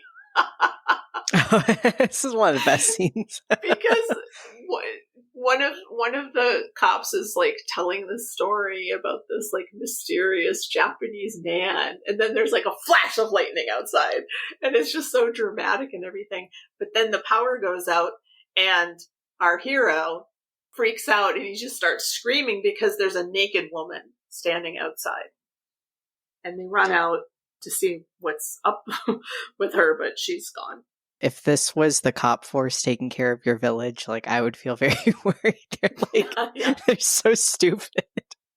Yeah, I know. And somebody said that he didn't like the humor. I love it. I think it's really great. And I like it because Korean cinema is so different than American cinema. One of the ways that it's different is it bends genre all to pieces. Tone changes. Like, I love that. Like, to me, when you have a movie, I mean, it's just the classic thing of like contrast. If your thing is serious and dreary the whole time, that's the baseline. But then if you have these moments of light and brevity, it makes those other moments hit so much harder, to me anyway. And I feel like the character, like, it makes sense for the characterization of this character and ties into the themes too. Like, it's very nebulous and full of a lot of like presumptions and whatnot, and only a kind of stupid, it's like it makes sense that this kind of simple guy, he's good at heart, but he is kind of stupid, that he makes all these mistakes. But to me, it doesn't feel like, oh, how could he think this? It's like, well, this is all pretty in character, but not in a way that makes sense to me. I like it. Yeah, I love it too. Well, we get one of these scenes is really pretty funny. He's having sex with his wife in the car, and his daughter walks up to the window. And his reaction is just hilarious. He's just like, no, no. And he runs away. He like runs out of the car, and then he takes her to a store, a little shop, and like a bodega, and buys her just like a ton of things. Most importantly, some pink berets. And this part is so, like, this just to me cements their whole father-daughter relationship, because she like turns and is like, does it look good? Does it look pretty? And he says, yeah, you look ridiculously pretty. It's just so sweet. Yeah. Like, he's like astounded at how like pure and beautiful she is. Mm-hmm. Yeah. And she basically says that this isn't the first time that she's seen him having sex with her mom, and but she's not going to tell anybody. And so he's just like, he's spent all this money to sort of bribe her, but it was all for naught because she, she has this knowledge that he wished she didn't have. Okay, so then the next day, a house is burned down by a woman who has killed her family. And Jong-gu goes like under the, crime caution tape, and he goes into the house, and the Japanese dude is there. He's called the Stranger because I guess nobody really took the time to get to know his name. And he is chased by the Stranger, and he falls, and, kind of in this bumbling way that he has. And later he realizes that the woman who burned down the house is the naked woman from the night before. And the chase is very scary. Like, it ends with like, the Japanese man just coming towards the camera, and like fade to black. It's like spooky. Yeah, and that's a dream. So he wakes up, blah, and it was all a dream. There are a couple of those in here too. And that's also kind of disorienting for the viewer, because you're just like, well, wait a second, did that really happen, or what? And I was looking online because I feel like the sentiment of a lot of people with this movie is that they really liked it, but they were very confused.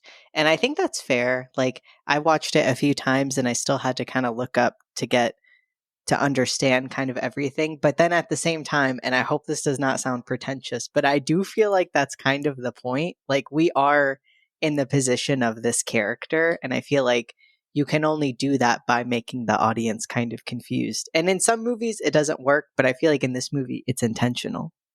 And I think it's also kind of tough. I don't know, a lot about like Korean folklore or, the rules around demons or whatever in the culture.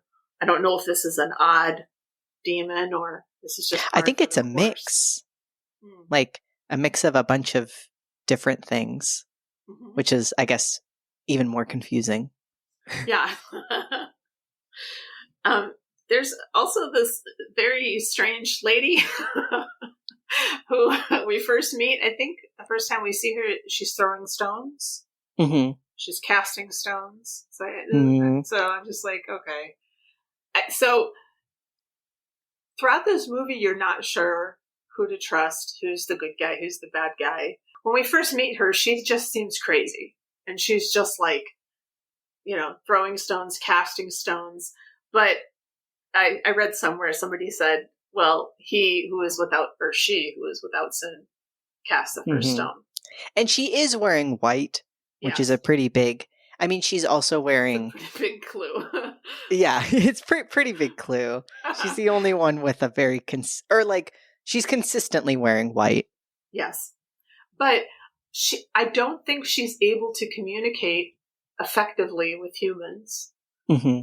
So that's what makes her, in her angel form, or, the angel part of her, or whatever is the opposite of a demon. She can't communicate. She's trying to get this message to Jung-gu, but it's not coming off because she's just so strange. Yeah. But she warns him by saying that if you're seeing the Stranger more often than you were, that means that you're being hunted. And Jung-gu's daughter then falls sick. Jung-gu meets a person who claims to be a witness to the Stranger eating animals in the woods and wearing cloth underwear. And I can't remember the name of it, but it's a traditional type of garb. But they crassly just call it a diaper, I think. Yeah. So they go out into the woods and see the carcass of a dead deer. And then the witness gets struck by lightning. Yeah, because the witness is like, actually, I showed you where the deer was. I gotta go now. And they're like trying to get him to come back. And then it just ends up the main character like accidentally shoves him a little and he just falls down the hill. And they're like, okay, well, at least he's fine. He's okay now. And then he stands up and gets struck by lightning. So he ends up in the hospital, and his wife is like, so she's bemoaning because he's really try to live as a healthy person, and he's been drinking herbal concoctions and whatever. And she's like, well, what's the point if you're just going to get struck by lightning and like fall down a hill? But, probably because of all those herbal, teas, that probably mitigated things. So she's just like sobbing. It's so funny. And they're like both like the main character and his partner are just kind of like standing there, also like, dirty and wet and just looking like chastised schoolboys or something. Like they look so guilty. And then it says right after, another patient pukes blood and dies as he's been claimed by evil. But that's not just some random person. No, that's the guy from before. That's the first zombie guy we see. Yeah, okay. There's some nurses being like, we need help, and then they just kind of wander in there, and it's pretty disgusting. And at one point, he like contorts his body, and it looks like he breaks a rib or something while he does it. This whole like hospital's in chaos. But I even think this is kind of funny because everybody's just like, yeah, like reactions. I feel for this village, man. This would be so rough. It's such a small village. Like, this is not like a city in any way. So all these people must kind of know each other a little bit. And then like the most freakish things are happening right after another. And the Korean title for this is just the name of the village, like Gukseong, or I don't know exactly, but that's the title, not the Wailing, but it'd be like Burlington. Back at home, Jungkook's daughter is acting strangely. She's eating a lot of fish, and she hates fish, but I mean, she is packing it away. And Jungkook's mother-in-law, and I think this is kind of a nice setup. It's like this like duplex or something that they live in, and the mother-in-law lives in this other house. It's a good deal. Anyway, she's like, I think we really need to get a shaman in here to see what's up with the daughter. Then we meet I love this character too. He's like the nephew of one of the people on the police force, I think. And he knows a little bit of Japanese. He's not like, he's presented as a translator, but he doesn't know that much Japanese. But he's also a pastor. He's also religious. They go to the stranger's house, and the stranger has this really beautiful dog, but the dog like goes nuts. And then, disturbingly, inside they find photos of all the people who had been infected before and then also after they died, like pasted all over the walls. So they're just like, okay, the stranger is trouble, and he's got to be connected to all these deaths. And also, disturbingly, the Jungkook's daughter's shoe is found like at the stranger's house. So Jungkook asks his daughter, like, does she know this guy? Like, when did she meet him? And she lashes out at him like all crazy. And he leaves. And then when he comes back, when she's sleeping in the middle of the night, he like lifts up her pajamas and he sees that she has a rash on her tummy and her back. And she's like, oh, this is great. Pulling up your daughter's jammies in the middle of the night. This little girl is such an amazing actor. Like, yes. She just is like chilling. Like she's not creepy, but like she's not acting like a creepy little girl, but she's acting like not a little girl, and that's what's creepy. Like she is kind of acting like some like because earlier we see them talking, like there's a rumor that that the naked woman was assaulted. The naked woman at the station was assaulted by the Japanese man, supposedly. And in that scene, like he kind of reaches for her and she moves away, and then he gets up and says something like, you're a dirty slut or something like that. And the little girl is kind of acting like that in a way, like kind of like a scary dude. It's like a scary guy is in the body of this little girl, and that is what is scary, and that is so creepy. Yeah. I mean, just looking at Korean culture, I mean, the way she's talking to her dad here is completely not okay. And she just starts like screaming at him at one point, and they have to restrain her. And the mother-in-law is like, well, it's a good thing that I contacted that shaman. So then Jong-gu goes back to the stranger's house. He's all like, he's on fire, and he confronts him. And in the process, is very sad. He ends up killing, off screen, he ends up killing the stranger's dog. But the yelps are very disturbing. Because he's looking for the proof, but he's burned it all. So there's only ashes where all the photos were. And then the dog like comes in through the screen. And yeah, he just kills him. And then the stranger is just watching very passively, though. Yeah. Not reacting at all, not saying anything. Yeah. And when he asks, like, hey, where did the photos go? He's like, I burned them. Just... So Jong-gu says you have 3 days to leave the village. When he goes back home, he finds out that his daughter has killed the neighbor.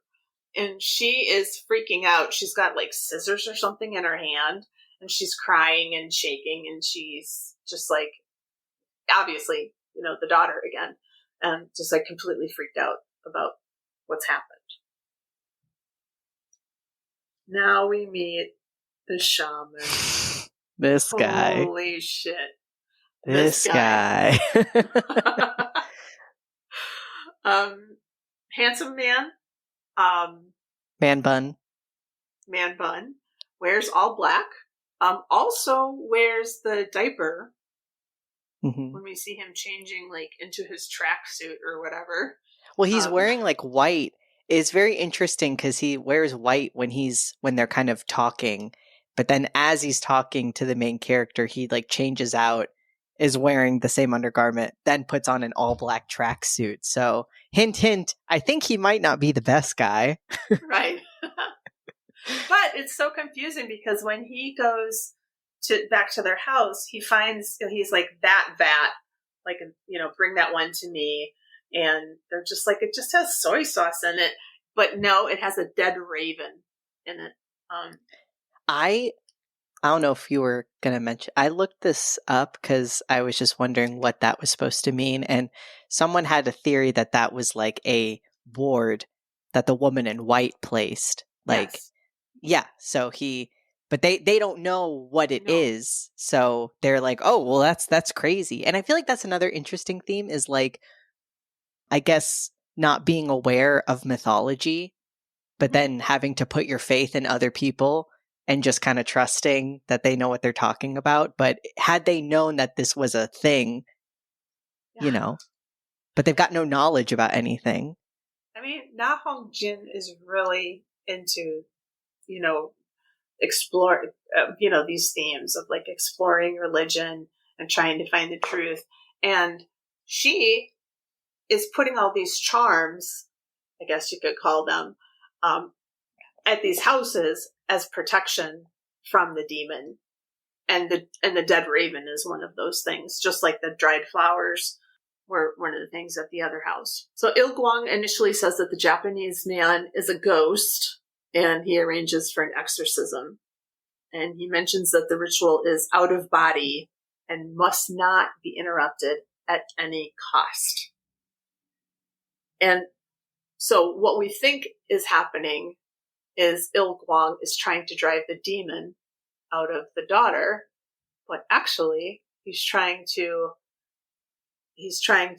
weaken the protection that the woman in white has placed on the daughter. To make her more susceptible to, yeah. Was it earlier when they were talking that he was like, that the dad is asking like, why did this happen to my daughter? And he's saying, Or is that later? The stuff about throwing the fishing line out? Oh, yeah, I think that's later. Okay. But we can say it now. But that's Oh, the okay. explanation, that the demon just fishing and Hmm. she got caught. But it's not personal, really. Hmm. It's just. And then interesting that we see the Japanese man fishing in the Mhm. beginning. I did not put two and two together until like third watch, maybe, and I was like, whoa. While all this is happening, there's another series of deaths in the village. A farmer kills his entire family and he throws them all in a well. And then we get the shaman's ritual. Okay, Mac, tell me what you thought of this when you watched this the first time. Oh my God. I just was like, it's like sensory overload, but in a good way. Like the sounds are crazy. It's very loud. And there's just so much happening. And I think I mean, again, I first watch, I think I was confused. Like, I don't really know if this is like what's supposed to be happening, but also like the characters, I have no knowledge of spiritual practices. So I was like, well, it could be anyone's guess that this is good. But it I mean, this guy's definitely having a blast too, which is Yes. also interesting. And also, I mean, you have to wonder if somebody's really trying to help you, would they charge you like an arm and a leg to save your family? Mm-hmm. Seems a little bit suspicious to me. And we're thrown a little bit off the track because while Il Guang is doing this ritual, the stranger, the Japanese man, is also doing his own ritual to be able to put his spirit into this dead body. Yes, Because that's in a car on his property. Yeah, he needs that zombie creature to act as sort of like a bodyguard, for him. And there's this really cool sequence right before, because we see like, the shaman at the protag's house setting everything up. And then we also get this little sequence of the Japanese man preparing, though at the time, I guess this is the possessed Japanese man preparing. And like, he's picking out a chicken and he's taking it. And I just love these little details because even when he's like everybody's watching him at all times. Like just the suspicion is so heavily on this man. And I just thought that was another great detail. Like when he's riding the bus, like the bus driver is looking in the rearview mirror at him, and like everyone on the bus is just kind of like furtively looking at him. And he's not doing anything though, but it's just because he's not, one of them. Right, exactly. So the ritual is pretty crazy. Lots of drums and loud music, like you said. And he is like, I don't know, does he spit out blood at one point? Yes. And like, yeah, but he it's like spits out from blood onto something else. It's like not his blood. It's like a blood from a chicken Yeah, or something like that. And then he's also doing this thing where he is like, there's like a totem or something, and he's like nailing these big stakes into the idol or whatever it is, and the daughter is reacting as if she's being struck herself. And Jong-gu is like, this is not good. This is going to kill my daughter. This is like. And the wife too, like the mom's like, you got to get him to stop. Yes. And so he does interrupt the ritual, and he takes his daughter to the hospital, and so his daughter is safe for a while. So then he gets the whole posse together. He is just like, we are going to get that guy and we are going to kill him. And everybody's like, okay, sure, we're on board. Yeah. Which I thought was a little bit disturbing, I guess, how readily they go along with his plan. Yeah, I mean, they've all just bought into this idea that, like, well, yeah, if it's going to be anyone, it's got to be this guy. Yeah, obviously. Yeah, he's a weirdo. He dresses weird. He does weird things. Like, let's get him. So they run into the dead truck guy who has been zombified, And he seems indestructible. Like, they try to fight him off in a number of different ways. And I love this, like, I don't know, like, it's funny but not comedic. Like, and I don't mind the humor at all, because I just feel like these are just dudes. Like, they're not badass in any way. Like, they're just small town guys who are going to go kill someone who they have no proof actually did anything. So, like, they are stupid assholes. And when they're trying to get this, like, zombie, they're just, like, hitting it. And, you know, they go in all macho. And then as soon as, you know, the zombie comes out, they're, like, all freaking the fuck out. And I love it. Like, I feel like it makes it feel more human, because I wouldn't know what to do. And also, I feel like this is the point, maybe right before the zombie guy comes, where Jung-gu is just, like, crying. He's just like, I just want to save my daughter.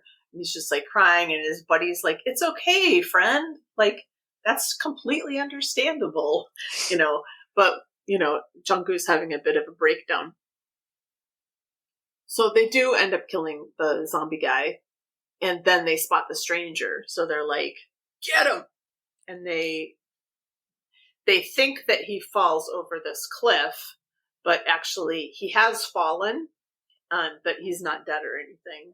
And I love, this is so terrifying, because I do think in this moment the stranger is not possessed, and, like, No. he's hurt at the bottom, and he's, like, scared shitless. And at one point he, like, kind of cries out in pain, and then, like, quickly covers his mouth. Like, he's just so terrified, because to him, he's an innocent man, and these guys are just coming to kill him, and he just watched them beat some other guy to death. Right. And yeah, this man is such a good actor. So as they're driving, there's this, like, you know, lots of rain is coming down, and Jung-gu gets distracted at one point. I don't know if he checks his phone or something. He loses control of his truck, and he swerves, and then the Japanese guy falls onto their windshield. And so they think he's dead, and they throw his body over the cliff. I guess he is dead. Yeah, he looks pretty dead when he falls down. Since the demon can inhabit dead bodies, it's okay that he's dead. Yeah. From the demon's point of view. Before he falls down, when they have left the cliff, he does see the woman in white in the forest and kind of starts running from her too. Right. And I don't know if she has anything to do. I mean, probably not. She doesn't seem like the type to actively cause harm unto somebody, but, like, he's running from her, and then we see him fall off Yeah, I think that's a misdirect again. I don't think she has thrown him off thrown him down the hill. I think he's just fallen. Like, who's this person? Like, I gotta go. Probably with some assistance from the demon. Yeah. So now that Jung-gu has basically killed a man, Moon-myung, who's the woman in white, can't. She looks on, and she seems very sad. She's just like, man, I'm, like, trying to help you, dude. Yeah. His daughter does seem to get better, and they take her back home. There's another part where a fellow cop gets infected and kills his family. Oh yeah, and I really like that character too. Yeah. So then Il-gwang is trying to reach Jung-gu, and he can't. And he gets intercepted by the woman in white, who makes him, like, vomit. Just coughing up blood and puke. Oh, it's so gross. And she tells him to leave town. So he's just like, okay. Like, heard.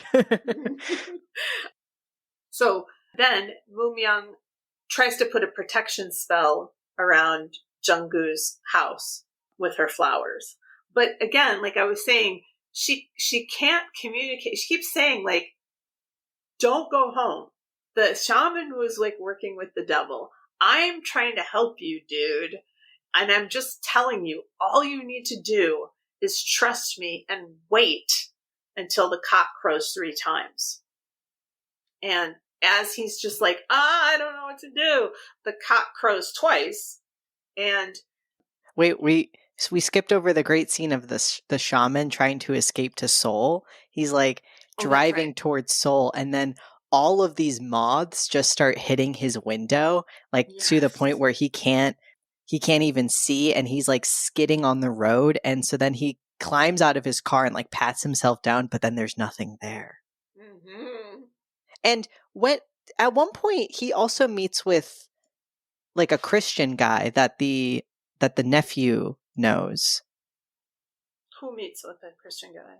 The dad, and I don't remember when that happens, but it's like he's like a priest, and the priest tells him like, you know, just trust the doctors, like don't look into anything else. Oh, I don't remember that. I don't remember when that was. Cut that. We do know that something is going wrong. Like there is suspense for us because now we know that the daughter is also acting weird, because we get kind of like a switch between him talking to the woman in white and then the daughter at home with the mom and the grandma. And she's like, there's a mess all over the kitchen. Like she's eating with her hands again. Like and they're just sitting there like terrified. And then the daughter at one point just kind of looks to the right and there's just a knife sitting on a block. And it's like, oh fuck. Oh, it's so scary.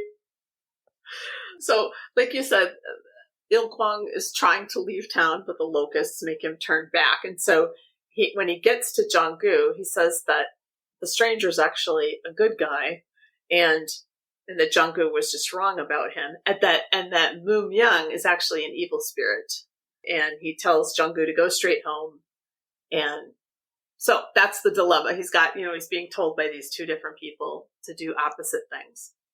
One of them is wearing black and has blood all over his mouth and, shirt. And one of them is wearing white. Guess which one is the one to trust?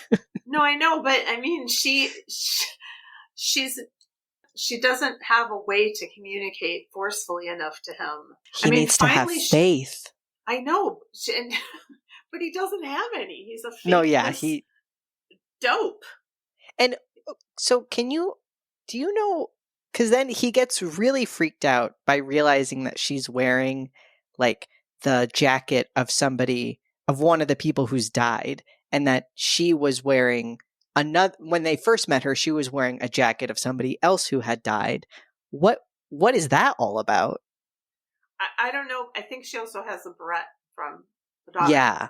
I think the stranger, when the stranger is possessed by the demon, takes items, from the people who will become his victims as a way to cast a spell or like weaken them or something. I don't know. And then she takes the things back as a way to like protect their spirits. Yeah, I don't know, but that is very strange. And so he's just like, "What the fuck?" Like you're. And then, oh, sorry, go on. No, you go. I was gonna say, and then at the same time, he doesn't know this, but the nephew priest goes someplace underground to try to confront the Japanese man.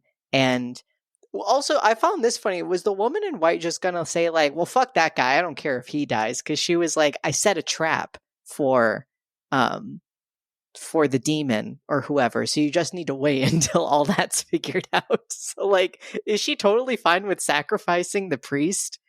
Oh, I don't know. Maybe she thinks he's like, he should be strong enough to defend himself. But that whole thing, he's no Father Merrin. No. Oh no, he's one look at this guy. He does not have the wherewithal to protect himself. That whole scene is crazy too.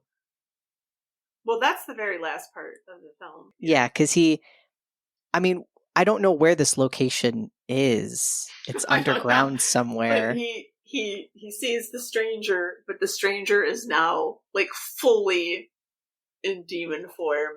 Well, he's like slowly reaches there. Like when he first gets to him, so we see he's not dead. He's very bloodied up, and he's got this like blanket over him. And the young, priest comes in, and has a little bit better grasp of Japanese now. He actually got a lot better and in this conversation. That's good.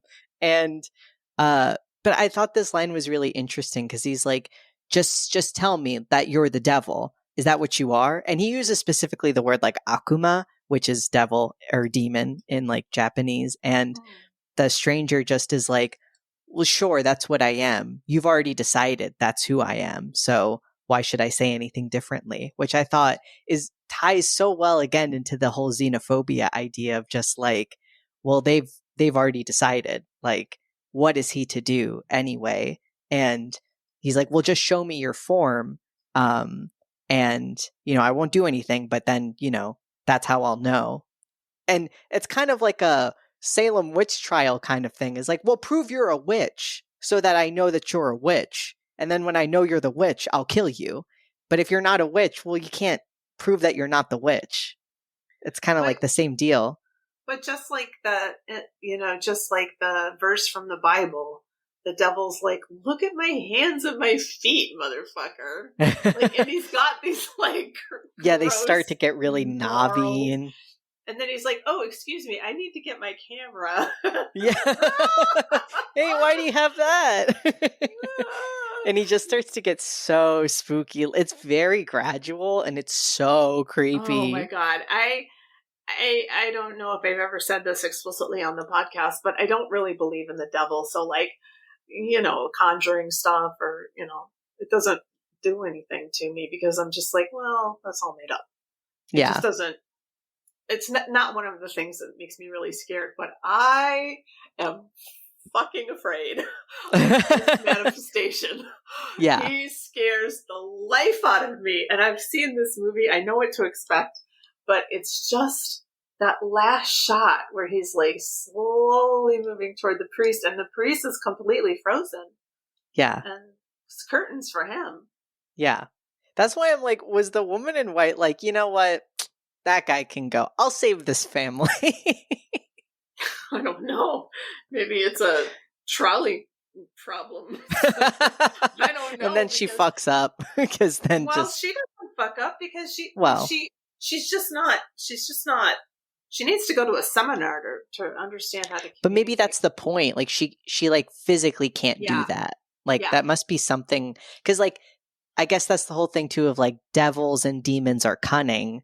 But, the people that actually you need to listen to, I'm not saying this as in real life, but the themes are, you just got to believe them. Right. But it's tough because they can't speak like how that shaman speaks. She's not wearing a nice suit with a turtleneck and nice sneakers.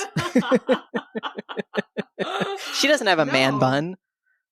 No man bun for Moon Young. Yeah. She does reach out and that's like, and she's like, like right there, like, and then he's just like, I gotta go. And so. And it's so sad. He crosses the point where she had set up the protection spell with the flowers. And as he passes underneath them, they wilt immediately. And they kind of look like skulls a little bit.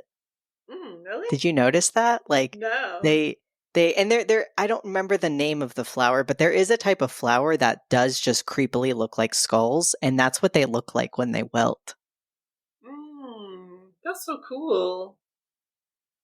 So he goes home and the daughter has killed everybody. Yeah, he like enters, calls out for people, and it's like dark, and I think this movie does set design so well.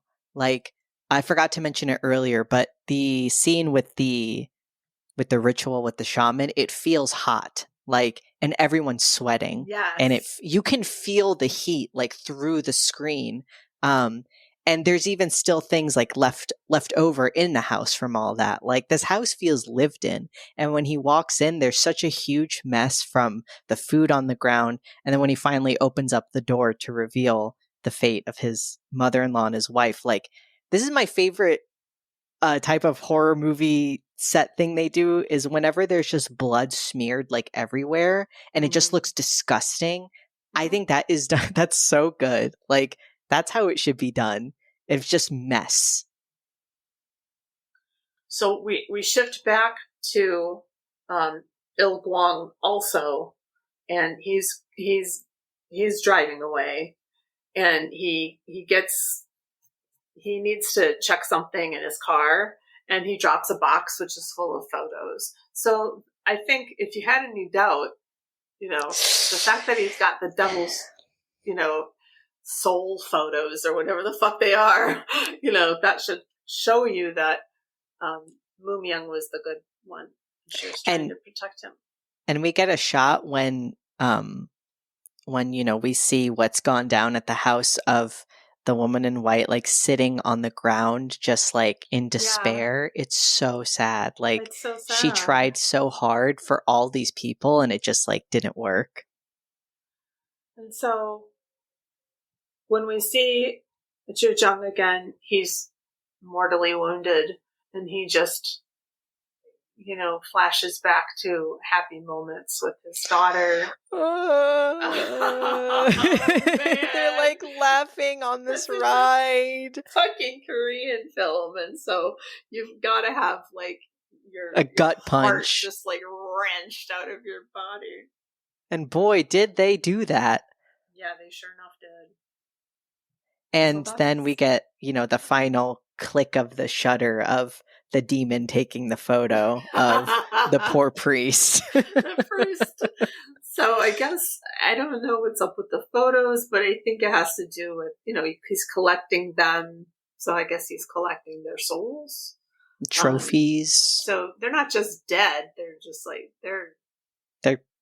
they're taken. Yeah. Worse than dead. Well, that's pretty scary. Yeah.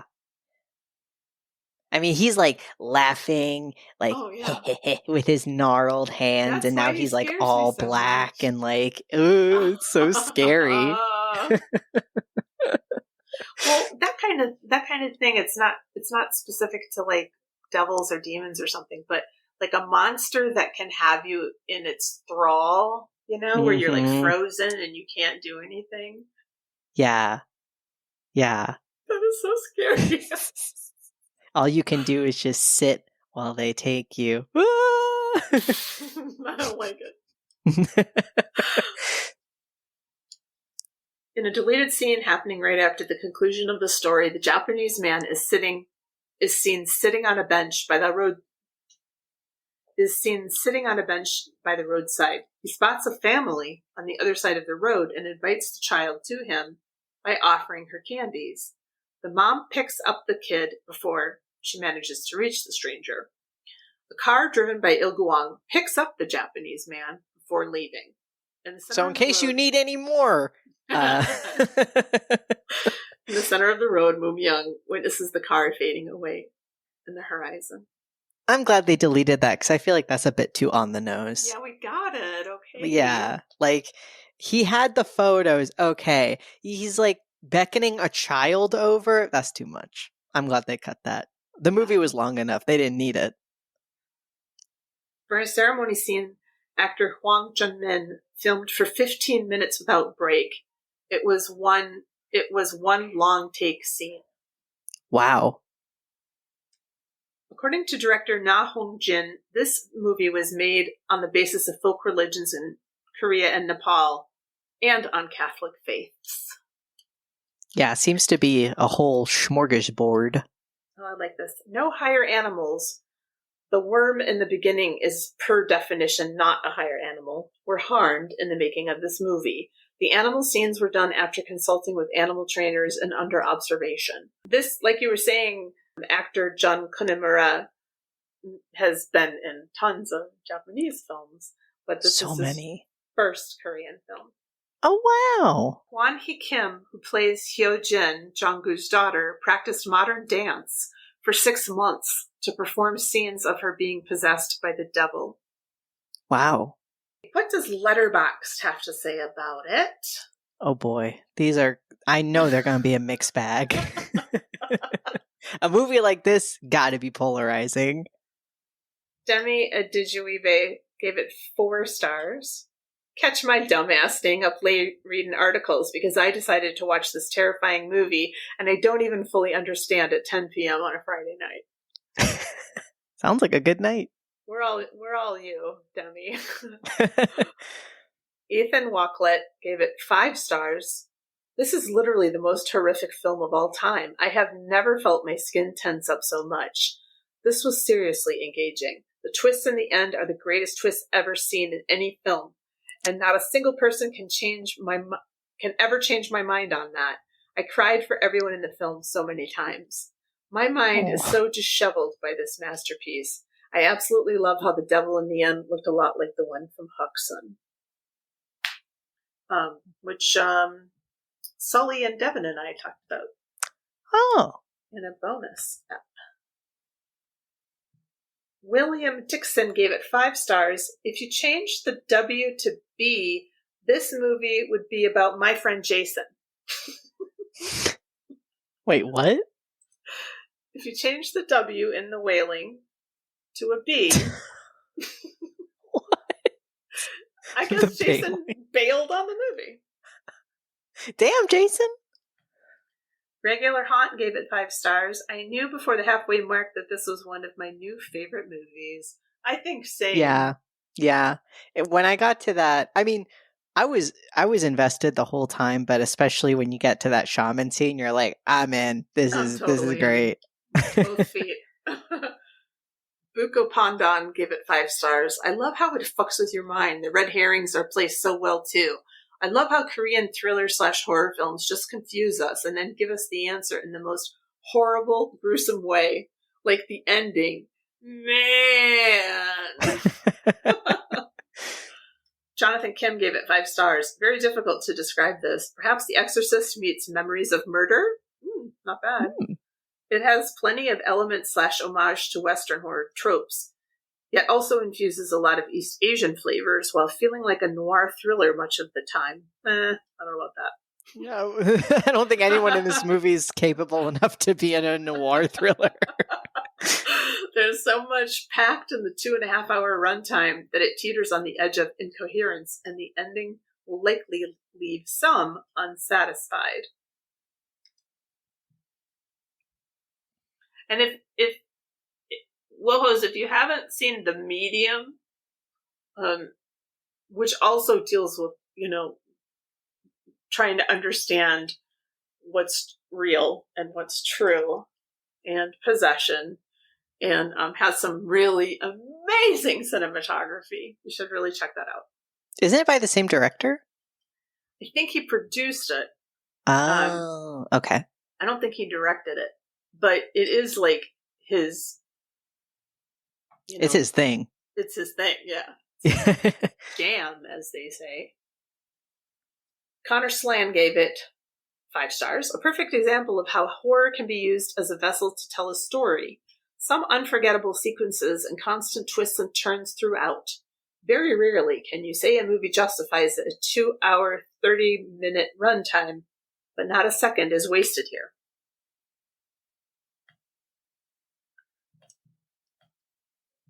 Oh, but Sir Cans gave it a 0.5 star.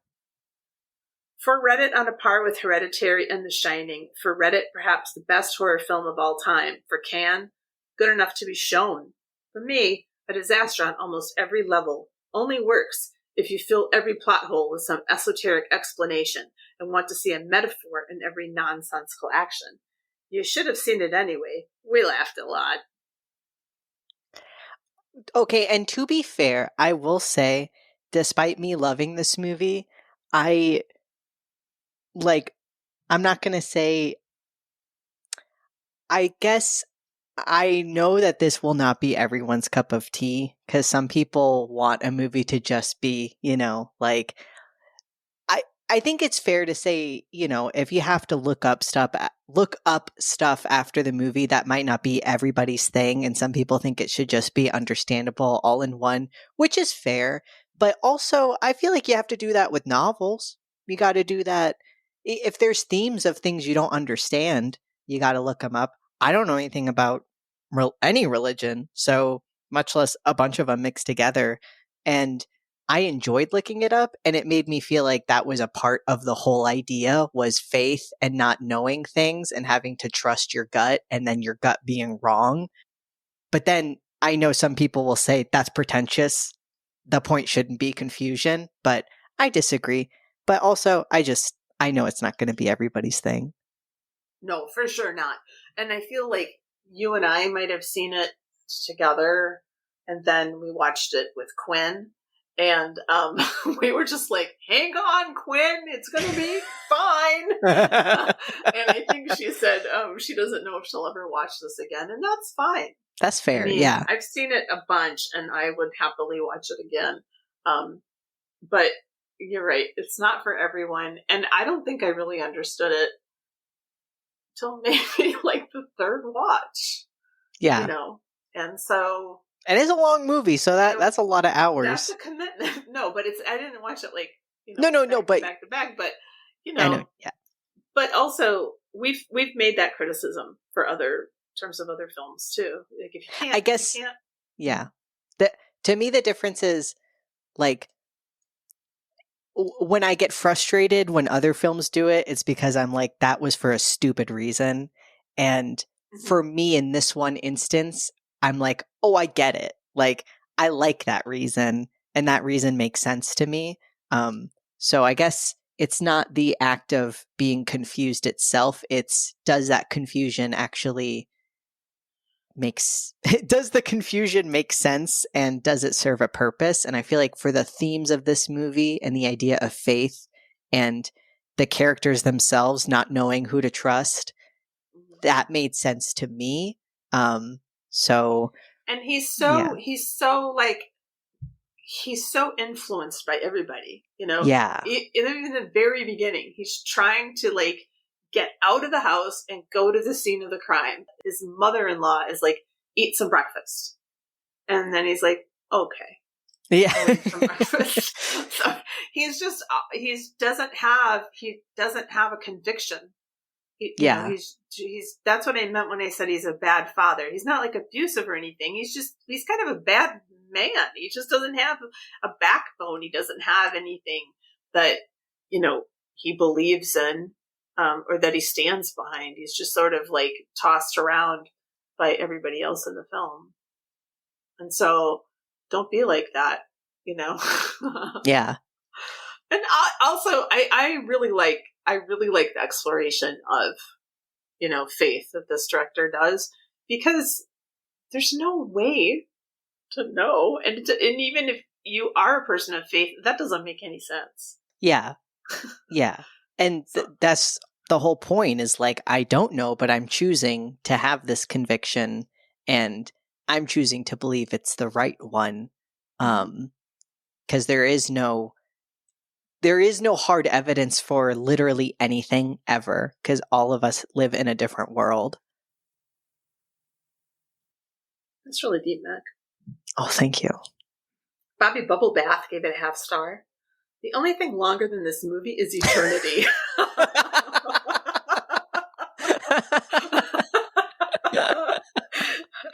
Every agonizing second felt like the 20 years that Rip Van Winkle spent sleeping beneath a tree.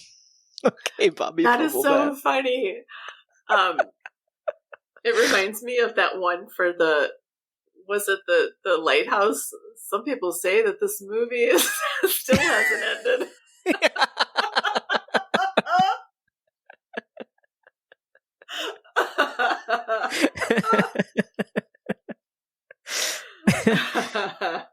Mohamed Saeed gave it a 0.5 star. This is seriously just a worse The Bitch. Okay, I do take umbrage with this one.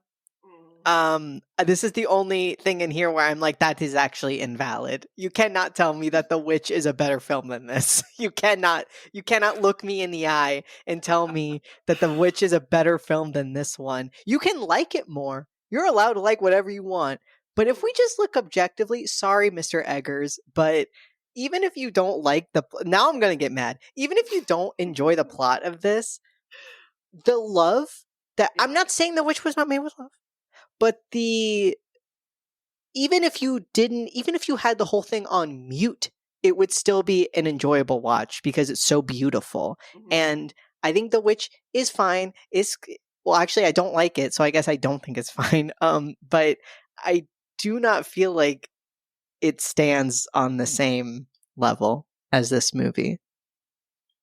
And I don't think that Eggers would have a problem with you saying that, because Thank you. he's a perfectionist, and he, you know, he did work as hard as he possibly could at that point in his career. It was his first film. Yeah. You know, to do the best job that he possibly could, but he doesn't think that, you know, if you take this one in The Lighthouse, but I mean, it's to me, The it's Witch. Yeah. The Witch, come on. Definitely not. Come on. Come on. All right, so how would we rate it? We could rate it in urns full of crows. Okay, sure. I'll give it 4 full urns and 1 broken urn that displays a crow. So 4.5. Okay. I think I did that, and I think I literally did that on Letterboxd. Wow. Okay. Mind meld. I know. What have we learned from this? I mean, I kind of just went on a rant about it just a second ago. Yeah, we learned have some conviction. Have something. Believe in something. Yeah, it might not be right, but who's to say what is right? And you can say no to people. You don't have to say yes to your mother-in-law. Yeah, think just a little bit and take some context clues. If you just heard about the suspect in your mind wearing a certain type of underwear, and then you see the shaman you're about to have come to your house and perform something wear the same underwear, maybe put 2 and 2 together. And also stop being such xenophobic jerks. Yeah.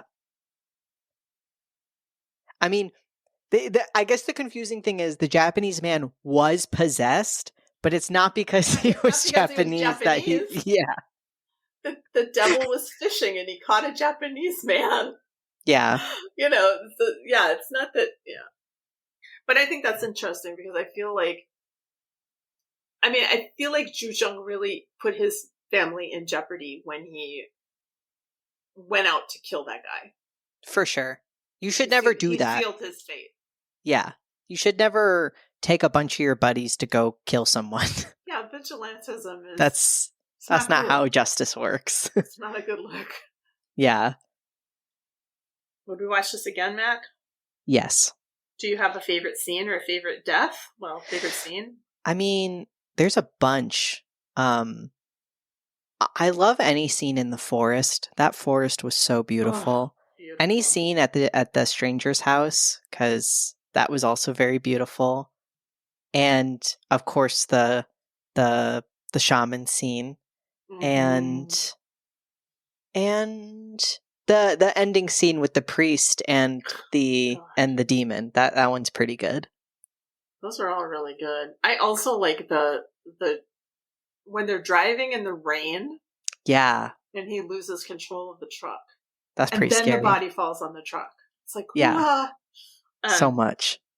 But it's also just beautiful. Like if you're just even, getting lost in like the scenery for a second, it's just really gorgeous.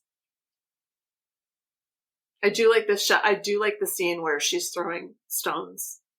Yeah. And him, it's like, what are you doing? What's going on? She's just like, I'm trying to tell you I'm a good person or I'm a good spirit. Like, get it? Yeah. they will never get it, honey. They'll never put 2 and 2 together. They literally say, yeah, she's just some crazy lady. I know. Who wins the You Fool Award? I mean, come on. It's the dad. It's the dad. Biggest fool. Thanks, Mag, for talking with me. Thanks about The Exorcist and The Wailing. Thank you. And thank you, WoHos, for joining us for this episode and for all your support. It means the world of horror to us, truly. Next time, we're going to do a spotlight on Ty West. We will be looking at The Innkeepers and The House of the Devil. Or is it House of the Devil? or the House of the Devil? I don't know. We would welcome your support in the form of a 5-star review or thumbs up on your preferred listening platform. If you're on Facebook or YouTube, we'd love to have you join us there, and you can now subscribe to the podcast. But look, we would just settle for you just telling all your friends all about us. On that, shout out to WoHos in various area codes. The last episode was downloaded in, get this, the US, Canada, Lithuania, Iceland, and Germany. What? If you'd like a specific shout out, please get in touch. Mac, what do you have going on? Well, you can follow me on Tumblr and Instagram and Twitch at Macaritaville. Remember, WoHos, we love you, and don't go into the basement.